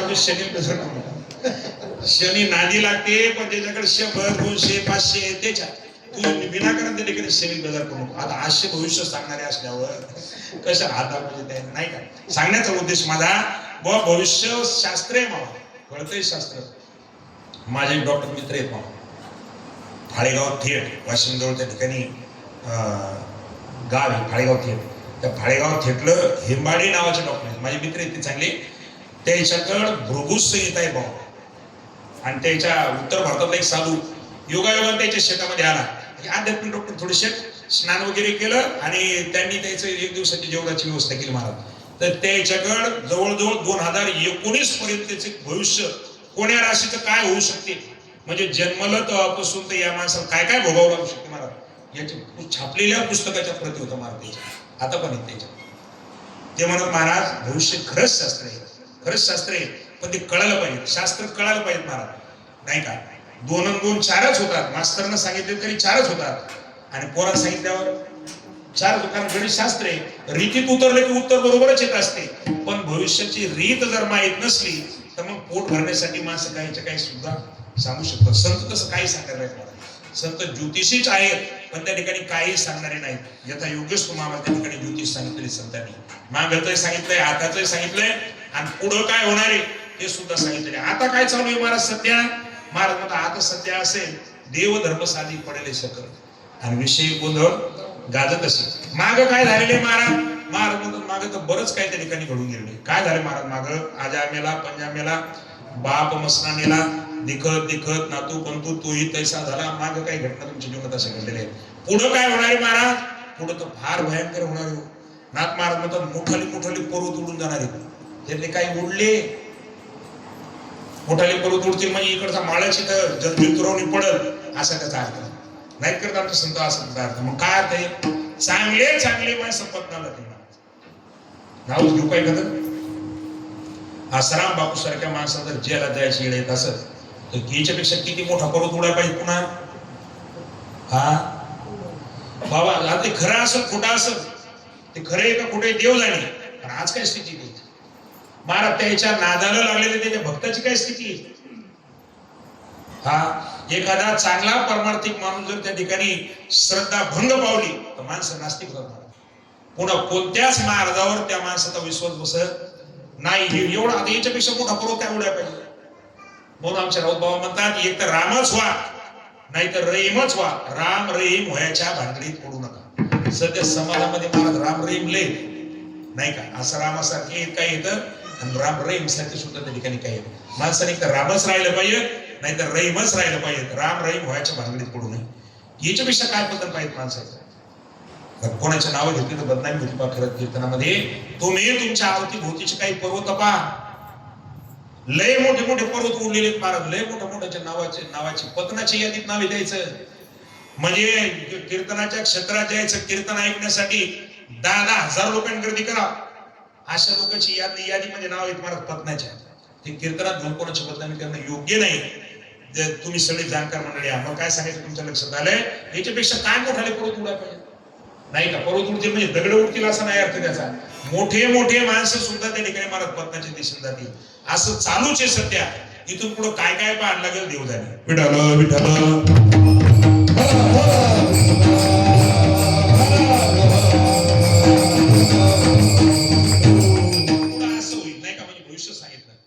शेवट आज भविष्याची भूमिका 6वी आणि 7वी भूमिका आहे महाराज वासुदेवाची. आज त्या भूमिकेमध्ये महाराज जुन्या काळात आपल्या सगळ्या वासुदेव माहिती म्हणून आम्ही लहान असताना मध्ये कविताच होती. टिल्लम टिल्लम प्रभात काली तैनाथ स्वारी आली श्री शंख परी मोर पिसाचा कवड्या कोणी केला कसिदा. सुंदर त्या ठिकाणी मोराचा जिरटोकाचा मोर घातलेला त्या ठिकाणी मार्ग मुकुट घातलेला लांबच्या लांब सगळ्या अंगामध्ये परिधान केलेला कवड्याच्या माळागळ्यामध्ये आणि छोटासा काळ हातामध्ये. आणि जुन्या काळामध्ये अशी मंडळी त्या ठिकाणी मला सकाळी 5, 5:30, 6 वाजता त्या ठिकाणी आणण्यात यायचे. दान पावलं करत आज याच भूमिकेमध्ये नाथ महाराज आलेले आहेत. आणि तुम्हाला सांगून पण सांगायला लागले कोणाला काही गोष्टी होण्यासाठी काही गोष्टी लागत असतात. पेरायचा असेल तर वाप पाहिजे. जेवायचं असेल तर भूक पाहिजे नाही का. जेवण्यासाठी भूक महत्वाची पेरण्यासाठी वाप महत्वाची. तसं परमार्थ करायचा असेल तर इच्छा महत्वाची. आणि अशी ज्याला इच्छा आहे परमार्थ करण्याची आशाला नाथ महाराजांचं सांगणे अभंगाच्या पहिल्या चरणामध्ये. जया परमार्थाची काळ जया परमार्थाची काळ जया परमार्थाची काळ जया परमार्थाची काळ देवे माता वेती काळ करुणी भजनाची काळ देवी माता वेती काळ करुणी भजनाची काळ रामस्मरणा आधारे नित्यदेव आधारे नित्यदेव आधारे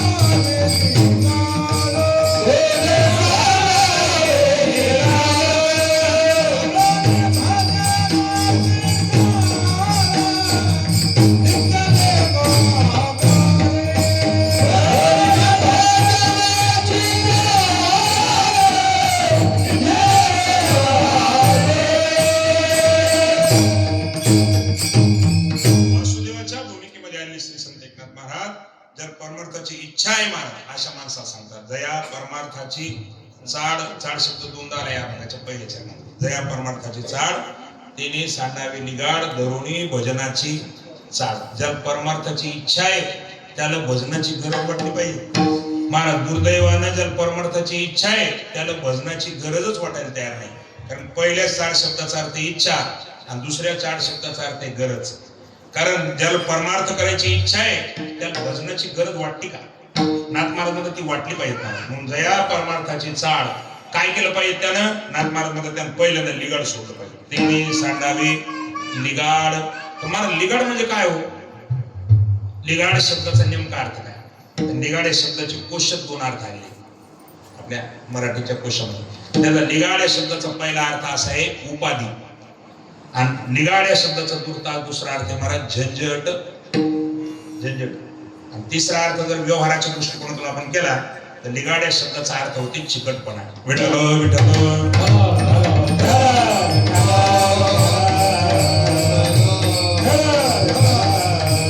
परमार्थिक माणसानं पहिली गोष्ट उपाध्या सोडल्या पाहिजे अशी नाथ महाराजांची इच्छा आहे.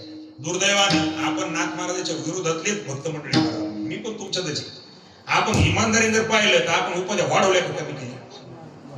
महाराज सगळेच म्हणजे ह भ प म्हणून घेणाऱ्या प्रत्येक माणसाची उपाधी वाढलेलीच महाराज. नाथ महाराज म्हणतात जर खरंच परमार्थ करायचा त्याच्या जीवनात त्या उपाध्या कमी पाहिजे. आता दुर्दैवाला त्या ठिकाणी आपल्या सर्वांची उपाध्या वाढलेल्या. जया परमार्थाची चाड त्याने सांडावी लिगाड. लिगाड म्हणजे उपाधी कमी केली पाहिजे. त्याला खरंच कमी केली पाहिजे. पण दुर्दैवानं आमच्याकडून कमी होईना, आमच्याकडून त्या ठिकाणी वाढल्याच आहे. तुम्हाला सगळ्यांना एक नाव माहिती आहे. वारकरी संप्रदायामध्ये आदरणीय अभिप्राय विठ्ठल बाबा भुले असं म्हणतात. विठ्ठल बाबा भुलेला अतिशय पुणेकर मंडळी प्रेम करायचे. बाबा अति प्रेम करायचे मला. आणि मग उतार वयामध्ये त्या ठिकाणी बाबाला गाडीत म्हणजे चढता यायचं नाही, बसता यायचं नाही, मोटरसायकलवर प्रवास करायचे ते जवळपास. तर काही पुण्यातली भक्त मंडळी बाबाकडे आली म्हणजे बाबा गाडी घ्या ना आता, तुम्हाला गाडी घ्यायची नसेल तर भेट देऊ का? बाबा सांगितलं कशाला उपाधी वाढवता आता? महाराज कशाला उपाधी वाढवता आता असं म्हणणारे बाबा त्या ठिकाणी. कारण त्या मंडळीने त्या ठिकाणी महाराज जन्मात कधी उपाधी आपली उपाधी कोणाला होईल असं काम केलं. म्हणून गेल्याच्या नंतर सुद्धा आदरात त्या ठिकाणी या मंडळीचे नाव घेतले जातात. सांगण्याचा उद्देश माझा पारमार्थिक माणसाने उपाध्या कमी केल्या पाहिजे महाराज. राम राम स्मराधिकारा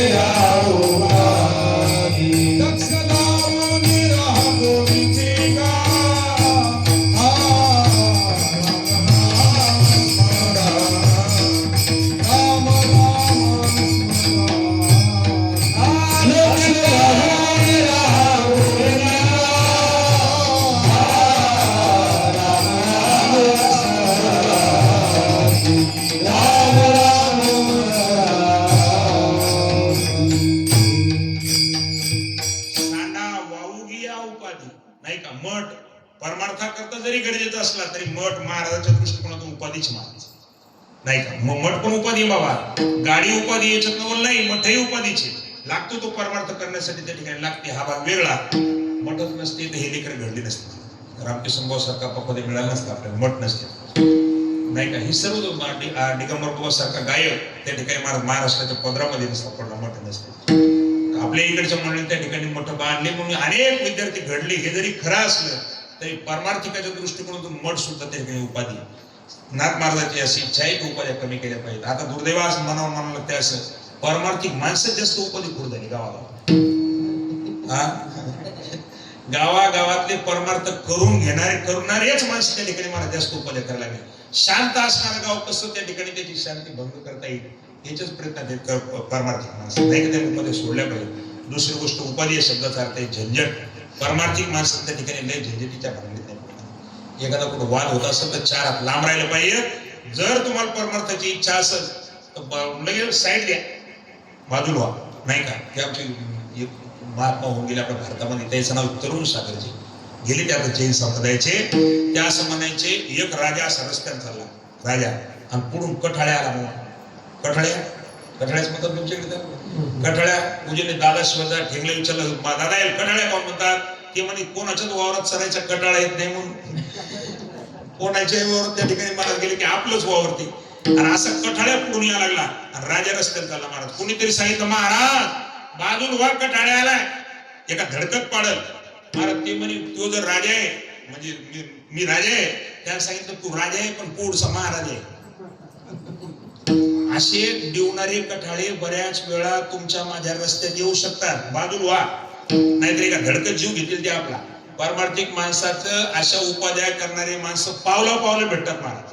तर अशा वेळी त्याच्या लय नादी नका लागू, रस्ता सोडा, जाऊ दे त्याला. आणि तुम्ही जर म्हणसाल मी महाराजा आहे मी राजा आहे तर तू महाराजा आहे कारण ते पागलाचे पहिलंच एक धडक जर मारली तर त्या ठिकाणी आपला जीवही घेऊ शकते महाराज. म्हणून त्याला रस्ता द्या, उलट उपाध्या वाढवू नका, झंझटी वाढवू नका. मग महाराज म्हणतात त्याला उपाध्यायी सोडा झंझटी सोडा. दया परमार्थाची चाळ त्याने सांडावे लिगाड. पुन्हा एक इच्छा करा कोणती धरोणी भजनाची चाळ. त्या माणसानं जर परमार्थ करायचा नाथ महाराज म्हणतात त्यानं भजनाची इच्छा केली पाहिजे. आपल्याकडून भजन घडाव, आपल्याकडून जप घडाव.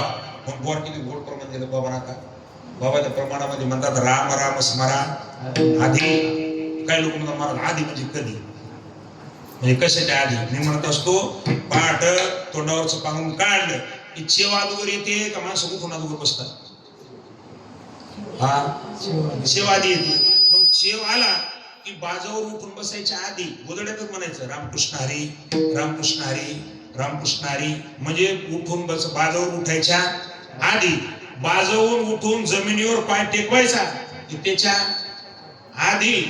बहिर्दशेत जाऊन आला अंगावर पाणी घ्यायच्या आधी. कपडे घालायच्या आधी. जेवण करायच्या आधी. कामाला घरातून बाहेर पडायच्या आधी. दिवसभर काम करून त्या ठिकाणी महाराज पुन्हा घरात आला उमरवठा ओलांडायच्या आधी. पुन्हा संध्याकाळ झाली गिळायच्या म्हणजे पुन्हा संध्याकाळचं जेवायच्या आधी. आणि असं करता करता झोपायच्या आधी. चिंतनासी नलगे वेळा सर्व काळ करावी सर्व काळ करावी. चिंतनासी नलगे वेळा सर्व काळ करावी सर्व काळ करावी. चिंतनासी नलगे वेळा सर्व काळ करावी सर्व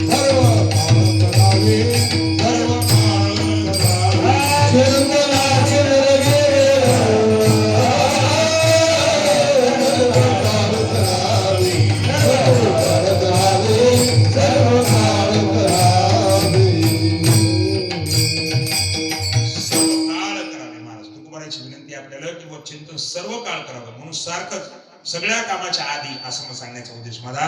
परमात्म्याचे चिंतन करा म्हणून ज्याला परमार्थाची इच्छा आहे त्याने भजनाची इच्छा केली पाहिजे. महाराज जया परमार्थाची चाड त्याने सांडावे निगाड धरुणी भजनाची चाड. पण ते भजन कसं करावं अतिशय महत्वाचा शब्द या.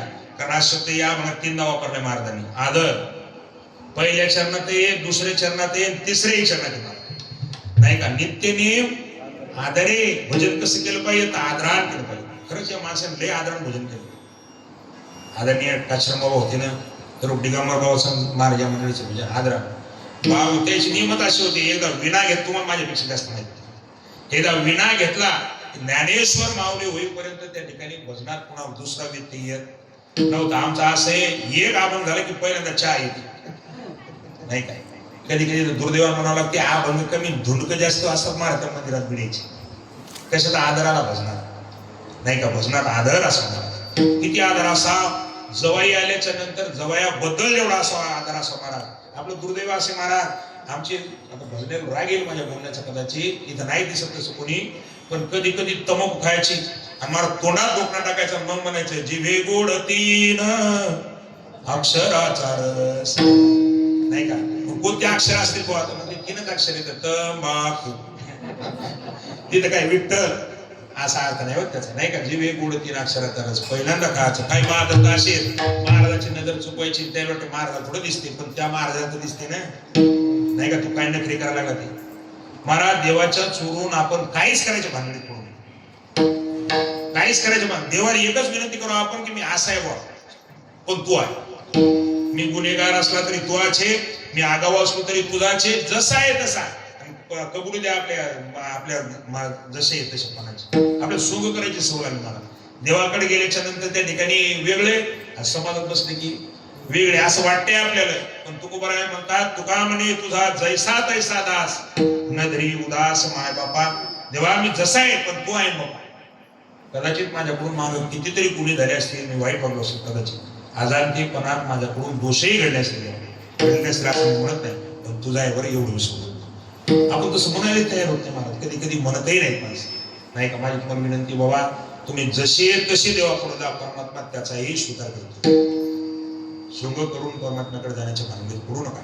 सांगण्याचा उद्देश माझा, आदरानं करा. जेवढे भजन करायचे तेवढं आदरानं करा. आदर कसा असते याचं मी नेहमी उदाहरण सांगत असतो. कल्पना करा, कधी कधी नियम होते पण आदर नसते. नियमान करतो तर माणसं काही, पण महाराजाची इच्छा आहे नियमानेही करा आणि आदरानेही करा. दोन्ही शब्द महत्वाचे आहेत. नियमही महत्वाचाच आहे आणि आदर सुद्धा महत्वाचा आहे. कधी कधी नियम होते ना आदर नसते. आदर नसतं त्याचं पाहिजे तसं म्हणायचं. कसं उदाहरण सांगतो. आता आपण सगळे खेड्यातील माणसं असल्यामुळं मला उदाहरणे तिकडचीच आठवतात. कारण ज्या भागात माणूस राहते भाषा येत तशी, उदाहरणं तशी आहेत. आपण सगळे खेड्यातलीच माणसं आहेत. साधं उदाहरण सांगतो. कल्पना करा, हालेरवाल्याला फोन केला आपण, किती वाजता येतो रे? तू म्हणला ना आपल्या शहरात आला म्हणून, ते म्हणजे 4 वाजता लगेच किंवा सुडीवर येतो. आपल्यालाही माहिती महाराज की एकदा इकडून हालर गेलं की पुन्हा आपल्याजवळ नाही बैल, आपल्याजवळ नाही काही दुसरं. आणि मग इकडून जर हालर गेलं तर त्या ठिकाणी आपल्या शेतात आणणं कठीण आहे. ते म्हणजे बाबा 4 वाजता तर 4 वाजता पण रे बाबा मामा ते म्हणलं 4लं, पण ते ज्या सुडीवर होतं त्याच आटपलं 5:30 वाजता. 5:30 वाजता कसं तरी दिवस आहे तर त्याला फोन केला, त्याला येऊ का आता? तर त्याला माहित होतं महाराज आज नाही म्हणलंय की पुन्हा आपलं काही टिपून बसत नाही. तर ते म्हणजे काय करणार, ते तिच्या सुडीवर 5:30 वाजता गेलं. सुडी काढली त्याला लवकर, आता उशीर करत नाही का. 6:30 वाजेपर्यंत त्याची सगळी सुडी निघली. गाडी पोते भरले आणि पोते भरून पोराला सांगितलं आता या पाणीच्या रस्त्याने तुझा मी सरकारच्या तोसा खाली. गाडी पोलाजवळ झुकून दिली आणि मला मुलगा पाणीच्या रस्त्याला लागला की याने त्या ठिकाणी खालच्या सरळ रस्त्याने जायचं म्हणून त्या ठिकाणी पोरगावरून निघल्यावर ही सरकीच निघली. पण त्याला माहित होतं आता घरी जायला 8 वाजता नाही. आपला हरिपाठ कधी घ्यायचा, नियम ते आपला हरिपाठ घेण्याचा. मग मुलगा त्यानं शेतातून काढून दिल्याबरोबर तिथं सुरू केलं महाराज. अलंकापुरी पुण्यभूमी पवित्र, तिथे नांदतो ज्ञान राजा सुपात्र. आणि पावलं टाकायचे ना अभंग म्हणायचे. पण एक अभंग झाला की मनात यायचं काय पूर्व तर एकटच आहे महाराज. पुढे गेल्याच्या नंतर एकारी जर गाडी उलटली तर काही बरं वाईट झालं तर मनामध्ये 5 मिनिटात शंका यायची. तिकडे अभंग आता हरिपाठाचा असे तोंडपाठ झालेला असल्यामुळे डोळे लावून घेतले एकदा की ज्ञानदेवाप्रमाणालाच उघडतात महाराज. ते काही ते म्हणायचं काम नाही. जी सगळी सवय झालेली असती. घरी येईपर्यंत गावखरी आला की ज्ञानदेवाप्रमाणे बिचारा अभंगही म्हणला, दुटांग नाही घातलं तिथं गावखरी आलं. मला हे सांगायचं तिथं बुवा नियम झाला, आदर काय? आदर काहीच नाही. नियम झाला पण आदर काही. नाथ महाराजांची इच्छा आहे नियमानेही करा, तुम्हाला त्या ठिकाणी आदरानेही करा. म्हणून नित्यने आदरे एवढंच सांगायचं का महाराज तुम्हाला? नाही नाथ महाराज म्हणतात आणखी तुम्हाला काही सूचना करायच्या, त्या आणखी ज्या सूचना आहेत त्या बघायच्या दुसऱ्या चरणामध्ये. साने मांडी परत जाते वासुदेव नाम घेते. साने मांडी परत जाते वासुदेव नाम घेते. साने मांडी परत जाते वासुदेव नाम घेते.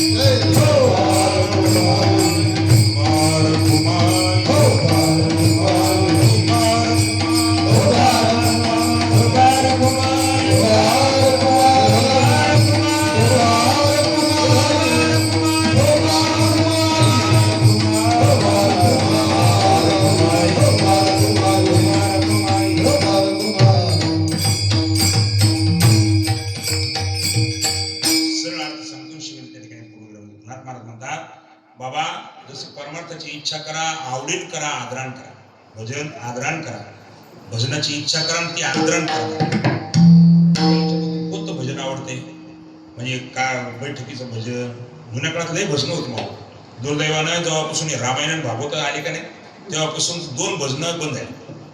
बहुतेक गाथा भजन बंद झालं नाही का. पंचपतीचं भजन सुद्धा बंद झालं. नाहीतर जुन्या काळात ते माणसं असं सांगतात आम्ही रोज हरिपाठ झाला की त्या ठिकाणी 5-10 अभंग तरी म्हणत होतो. पंचपतीचं भजन बंद झालं. रामायण भागवत आले तेव्हापासून गाथा भजन सुद्धा बंद झालं. नाहीतर परत 5-50 अभंग वाचणारे टाळकरी या भागात आजही ते 50-50, 100-100 अभंग त्या ठिकाणी दुपारच्या भजनामध्ये भजन बंद झालं. तू कोणतं भजन आवडते? म्हणजे का हरिपाठातलं भजन आवडते, बैठकीचं भजन आवडते, काकडा भजन आवडते? काकडा भजन बुवाचं जर ऐकलं तर खरंच आवडतेच ना महाराज. तुला कोणतं आवडते? ते म्हणजे महाराज आपलं कोणतंच भजन आवडत नाही, एकच भजन आवडतं. कोणतं? म्हणजे काल्याच्या कीर्तनातलं. मला असं वाटतं त्याला की गवळणी खूप आवडत असतील. मी म्हणलो हेच कसं आवडते? ते म्हणजे महाराज हे भजन झाले की पंगतच बसती. म्हणजे ते भजन आवडण्याचं कारण त्याला एवढं भजन झालं की पंगतच. म्हणजे त्याचं प्रेम आहे भजनावर नाही, पंक्तीवर. मला म्हणतात नियमानं करा ते भजन. आणि आणखी एक सूचना करतात आपल्याला, काही गोष्टी सांडा आणि काही गोष्टी मांडा. सांडी मांडी, पण काय सांडी काय मांडी? नेमकं माणसानं सांडायचं तर कुठून सांडायचं, मांडायचं तर काय मांडायचं? हे बी तुम्हाला त्या ठिकाणी मला लक्ष देणं गरजेचं आहे. काय सांडायचं आणि काय मांडायचं? परमार्थाला जेवढं विरोधी तेवढं सगळं सांडायचं आणि मला परमार्थाला पोषक आहे तेवढं सगळं मांडायचं. पण मला मांडायचं कुठून, सांडायचं कुठून ते एकदा सांगा. आपण जिथं साठवलंय तिथून सांडा, जिथं साठवलंय तिथून सांडा. आता संसारातले सगळे विकार साठवण्याची एकच जागा आहे महाराज, ती तुमचं माझं अंतःकरण. म्हणून दुर्गुण अंतःकरणात जर साठवले असतील तर परमार्थाला घातक असणारे सगळे दुर्गुण त्या ठिकाणी अंतःकरणातून सांडा आणि परमार्थाला पोषक असणारे सगळे सद्गुण मला त्या ठिकाणी अंतःकरणामध्ये मांडा. पण कधी कधी चांगले गुण सुद्धा लांब ठेवा, परते टाकी. का बरं? कारण कधी कधी चांगल्या गुणाने माणूस डुबते नाही का. श्रीमद भागवतामध्ये राजा जड भरत नावाच्या राजानं हरणाच्या पाडसावर दाखवलेला दया नावाचा गुण चांगला का वाईट? किती चांगला आहे मला. पण त्या दया नावाच्या गुणामुळे जर त्याचा परमार्थ खलास झाला असेल तर महाराज म्हणतात तात्पुरतं तो गुण सुद्धा थोडंसं अंतर ठेवा. तुमचा परमार्थ साधून घेईपर्यंत त्या गुणालाही त्या ठिकाणी महाराज नाम ठेवा. तुकोबारायाचं गातात असे प्रमाणे शांती क्षमा दया आणि हे तो नको पण नरी राया. आता किती चांगले गुण येते. याले कसं काय नको म्हणाले तुम्ही? तर ते नको म्हणण्याचा अर्थ फक्त एवढाच आहे, जर परमार्थाला विरोधात जात असतील ते अशा वेळी देवा त्याला पण थोडस लांब ठेवा. म्हणून त्याला पण थोडस मारा त्या ठिकाणी परत टाकायचं काम करा जर त्या गुणामुळे तुमचा परमार्थ धोक्यात येत असेल तर. मुसांडी मांडी ऐका, व्यवहारातलं उदाहरण जर सांगायचं झालं तर कल्पना करा एका म्हाताऱ्याला 2 पोरं आहेत, पण एक उपाधी खोर आणि एक चांगले. दुर्दैवाचे चांगले ते जिंतुरात राहते आणि उपाधी खोरे ते घरी राहते. आता म्हातारं सुखी होते, पण झालं काय पाहिजे? गावात घर सोडून गेलं पाहिजे, जिंतुरातलं गावात आलं पाहिजे. पण असं होते का?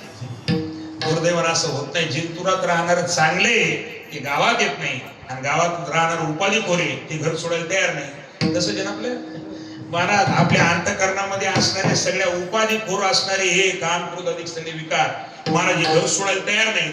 आणि दया क्षमा शांती क्षमा नावाची जी सद्गुण आहेत महाराज ते आता घरी यायला तयार नाही.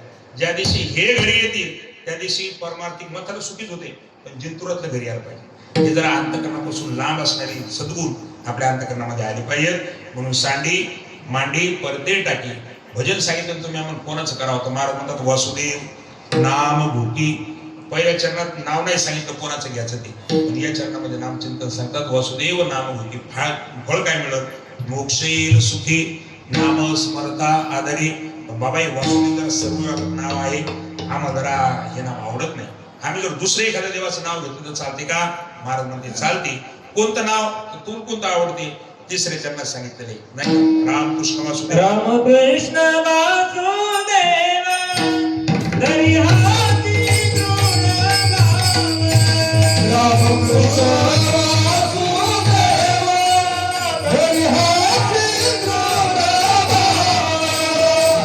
रामकृष्ण वासुदेव हरी हाती जोड भाव. रामकृष्ण वासुदेव हरी हाती जोड भाव.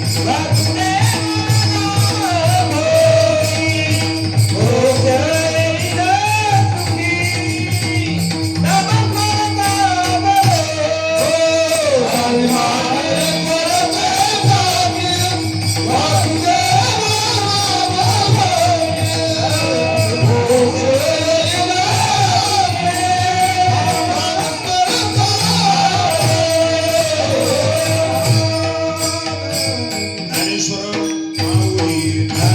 माऊली जय ज्ञानेश्वर माऊली ज्ञानेश्वर माऊली जय ज्ञानेश्वर माऊली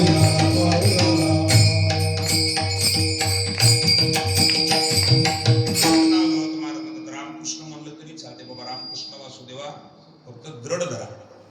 घरी हाची दृढ भावा. रामकृष्ण परमात्म्याचं नाम चिंता अंतकरण भावनेनं त्या ठिकाणी पक्क धरण्याचं काम करा. आणखी काय करा महाराज. महाराज मग आणखी उपदेश करताना एक शब्द महत्वाचा घालतात, दुसऱ्याचा हेवा करू नका. मला वाटतं आपल्या मराठीत मनच ना कोणता. महिला मंडळी जे करत असतात त्याचं नाव हेवा आणि माणसं जे खेळत असतात त्याचं नाव दावा. नाही का. घरं जातात हेव्याने आणि शेतं जातात दाव्याने. माणसाच्या जीवनामध्ये पुरुषाच्या जीवनामध्ये दावा नसावा आणि महिला मंडळीच्या जीवनामध्ये हेवा नसावा. पूजनीय हरिभक्तीपरायण पाटील बाबाचा एक शब्द सांगतो, पोपट महाराज पाटील. ते असं म्हणतात, माणसाच्या जीवनामध्ये हेवा कावा दावा आयुष्यात नसावा. हेवा कावा दावा आयुष्यात नसावा. मवा रवा खवा पचल तिथला खावा. नाही का. जेवढं पसल तेवढं त्या ठिकाणी खाण्याचा प्रयत्न करावा, पण हेवा माणसाच्या जीवनात नसावा, मत्सर नसावा. म्हणून अनेकाचा हेवा दुरी करी आदरे. महाराज एवढं जर केलं त्या ठिकाणी नक्की तुमचा परमार्थ यशस्वी होईल. आणि कधी तुम्ही संसारी असल्यामुळे जर तुमच्या घरी साधू संत आली आदर करण्याचा प्रयत्न करा. असं त्या गोष्टीसाठी तुमची इच्छा पूर्ण होती. म्हणून शेवटी सांगतात की घालिया संताशी असावी पूजा करी कायावाच्या म्हणी. घाली संतासी आसनी पूजा करी कायवाच्या म्हणी. घाली संतासी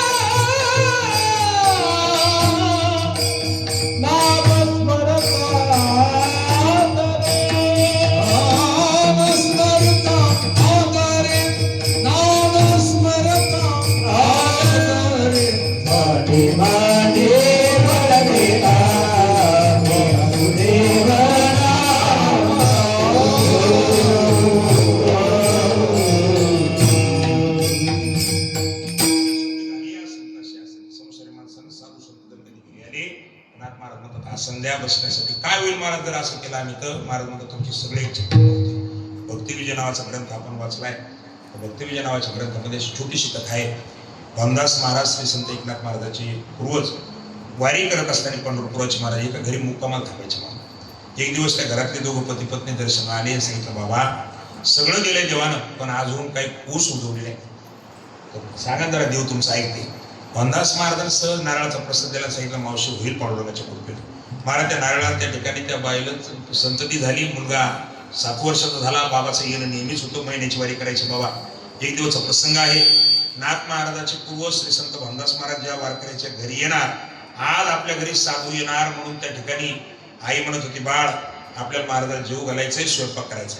आणि म्हणून त्या ठिकाणी महाराज लेकराला सांगितलं जाय बरं उडव्यातल्या गौऱ्या. म्हणून तो मुलगा उडव्यातल्या गौऱ्या आणण्यासाठी गेला. भक्तिविजय नावाच्या ग्रंथात अशी कथा आहे. मुलगा उडव्यामध्ये गौऱ्या काढत असताना गुरुदैवानं त्या दिवशी लेकराला सर्पदंश झाला महाराज. आणि लेकरू त्या ठिकाणी त्या उडव्याजवळच मरण पावलं. मी किती वेळच पाठवले घराला कसं आलं नाही म्हणून आई पाहण्यासाठी गेली तर लेकरू मरण पावलं होतं. उचलून आली, हंबरडा फोडला घरामध्ये. पण पती घरी आल्याच्या नंतर त्यांनी सांगितलं रामदास महाराज वाटचाल करून येते आपल्या घरी. हे फक्त ऐकावंच आपण बाबा एवढं होणं शक्य नाही आपल्यापेक्षा. लेकरू त्या ठिकाणी मालकाने सांगितलं कोणी त्याला आपल्या गावामध्ये आपल्याशिवाय दुसरं कोणी नाही. लेकरू झोपी घाल आणि त्याला जेवण्यासाठी काहीतरी पदार्थ कर. पत्नीनं आपल्या लेकरू त्या ठिकाणी झोपी घातलेले म्हणतात. आणि महाराज रामदास महाराजांसाठी त्या ठिकाणी स्वयंपाक केला. किती आवड काम आहे नाही मग. आता अशी माणसं नाही ना. आता बायकोचं डोसकं तू लागलं तर माणसं म्हणतात पंगत जरा पुढच्या वर्षी घेऊ आण आज जरा घरची तब्येत बरी नाही. म्हणजे पत्नीचं डोकं दुखल्याच्या नंतर पंगती टाकून देणारे माणसं कोणीकडे. आणि महाराज त्या ठिकाणी साक्षात पुत्र मरण पावल्याच्या नंतर वारकऱ्याला जीव घालणारे रामदास महाराजाला त्या ठिकाणी जीव घालणारे वारकरी लोक कोण. रामदास महाराज आल्याच्या नंतर त्या ठिकाणी असं म्हणतात पाय वगैरे धुतलेले आहे. जेवणाचा आग्रह केला. बाबा जेवणाच्या ताटावरही बसले. पण नेहमीच मागच्या 5-7 वर्षापासून या घरात आले की अंगावर खेळणारे लेकरू आज दिसलं नाही. म्हणून रामदास महाराजांच्या मावशी सगळे दिसायला लागले पण आमचा पांडुरंग दिसेना. भगवंताच्याच कृपेने झालेल्या असल्यामुळे महाराज लेकराचं नावही त्या ठिकाणी पांडुरंग ठेवलेलं होतं. मुलगा दिसत नाही. तर त्यावेळेस असं म्हणल्याच्या नंतर काय होतं म्हणतात अंतकरणावरचा धाव झाल्यासारखं झालं. आणि बाई एकच शब्द बोलली बाबा माझा पांडुरंग आता कधीच तुमच्या त्या ठिकाणी उठणार नाही. असं का म्हणता तुम्ही? तू झोपलेला आहे. महाराज झोपलेला आहे म्हणल्याच्या नंतर उठवा त्याला 2 घास जेवण माझ्यासोबत. तो बाई सांगितलं महाराज माझा पांडुरंग असं झोपला आता पुन्हा त्या ठिकाणी कधीच उठणार नाही. असं म्हणणं रामदास महाराजांच्या लक्षात आलं. महाराज ताटावर बसलेले रामदास महाराज खटकन उठून उभे राहिले. बाई काही नाही म्हणली पण श्री पंढरीनाथाकडे तोंड केलं. सांगितलं माय बापा ज्या घरानं वारकऱ्याची एवढी सेवा करावी त्याचे लेकरू मानवतो. देवा माझी तुला विनंती आहे की लेकरू जिवंत झालं पाहिजे. महाराज नुसतं नाथ महाराजांच्या म्हणजे रामदास महाराजांच्या मनात आले की लेकरू त्या ठिकाणी जिवंत झालं पाहिजे. महाराज दुसऱ्या क्षणाला त्यांनी सांगितलं मावशी काळजी करू नका आवाज द्या बरं लेकराला.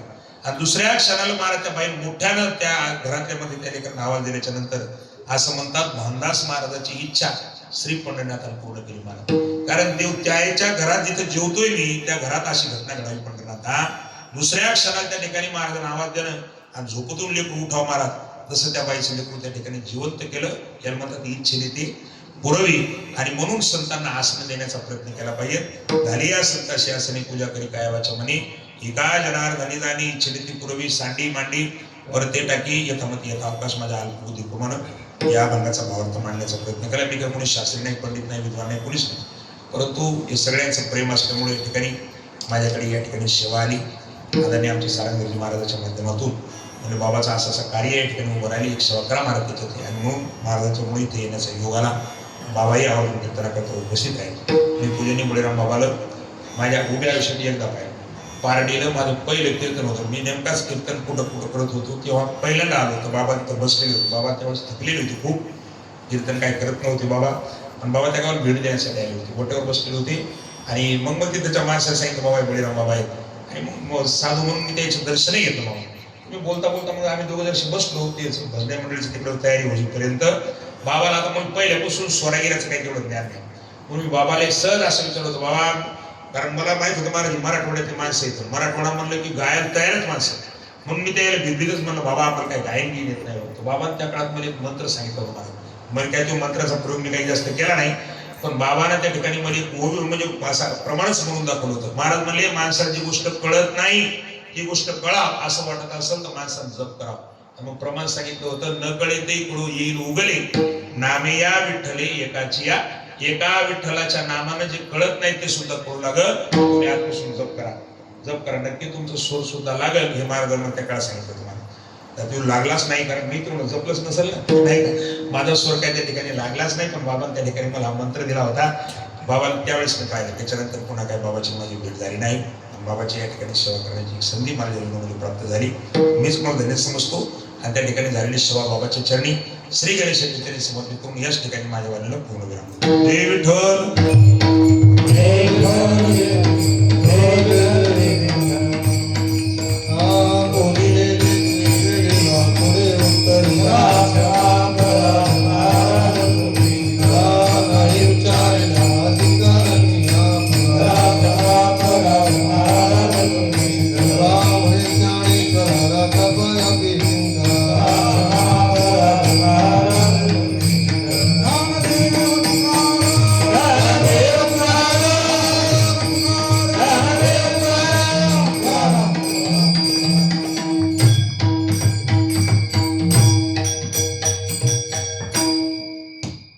सर्वांनी बसा, सूचना ऐका, मग जायचं. गजानन महाराजांच्या कृपेनं आणि साधू संतांच्या आशीर्वादानं चालत आलेला हा अखंड हरिनाम सप्ताह, या सप्ताहाचे 3रे वर्ष आणि सप्ताहातील 3ऱ्या दिवसाची कीर्तन रूपी सेवा आपल्याला आज भिकाजी महाराज, हरिभक्त परायण भिकाजी महाराज यांच्याकडून मिळालेली आहे. तरी त्यांचे आम्ही कुठेतरी वारातर्फे आभारी आहोत. तसेच त्यांच्या या कीर्तनाला साथ देण्याकरता अत्यंत गुणवान अशी मंडळी आपल्या मराठवाड्यातील या ठिकाणी जमा झालेली आहे. हा एकत्रित असलेला या ठिकाणी एक संगम आहे. म्हणून या ठिकाणी आलेल्या सर्व मंडळीचे नाव सांगण्याची सुद्धा गरज नाही, कारण यांना कोणी ओळखीत नाही. तसं आपल्या आपण या घरी जर ओळखलं नाही तर तो त्यांचा अपमान आहे.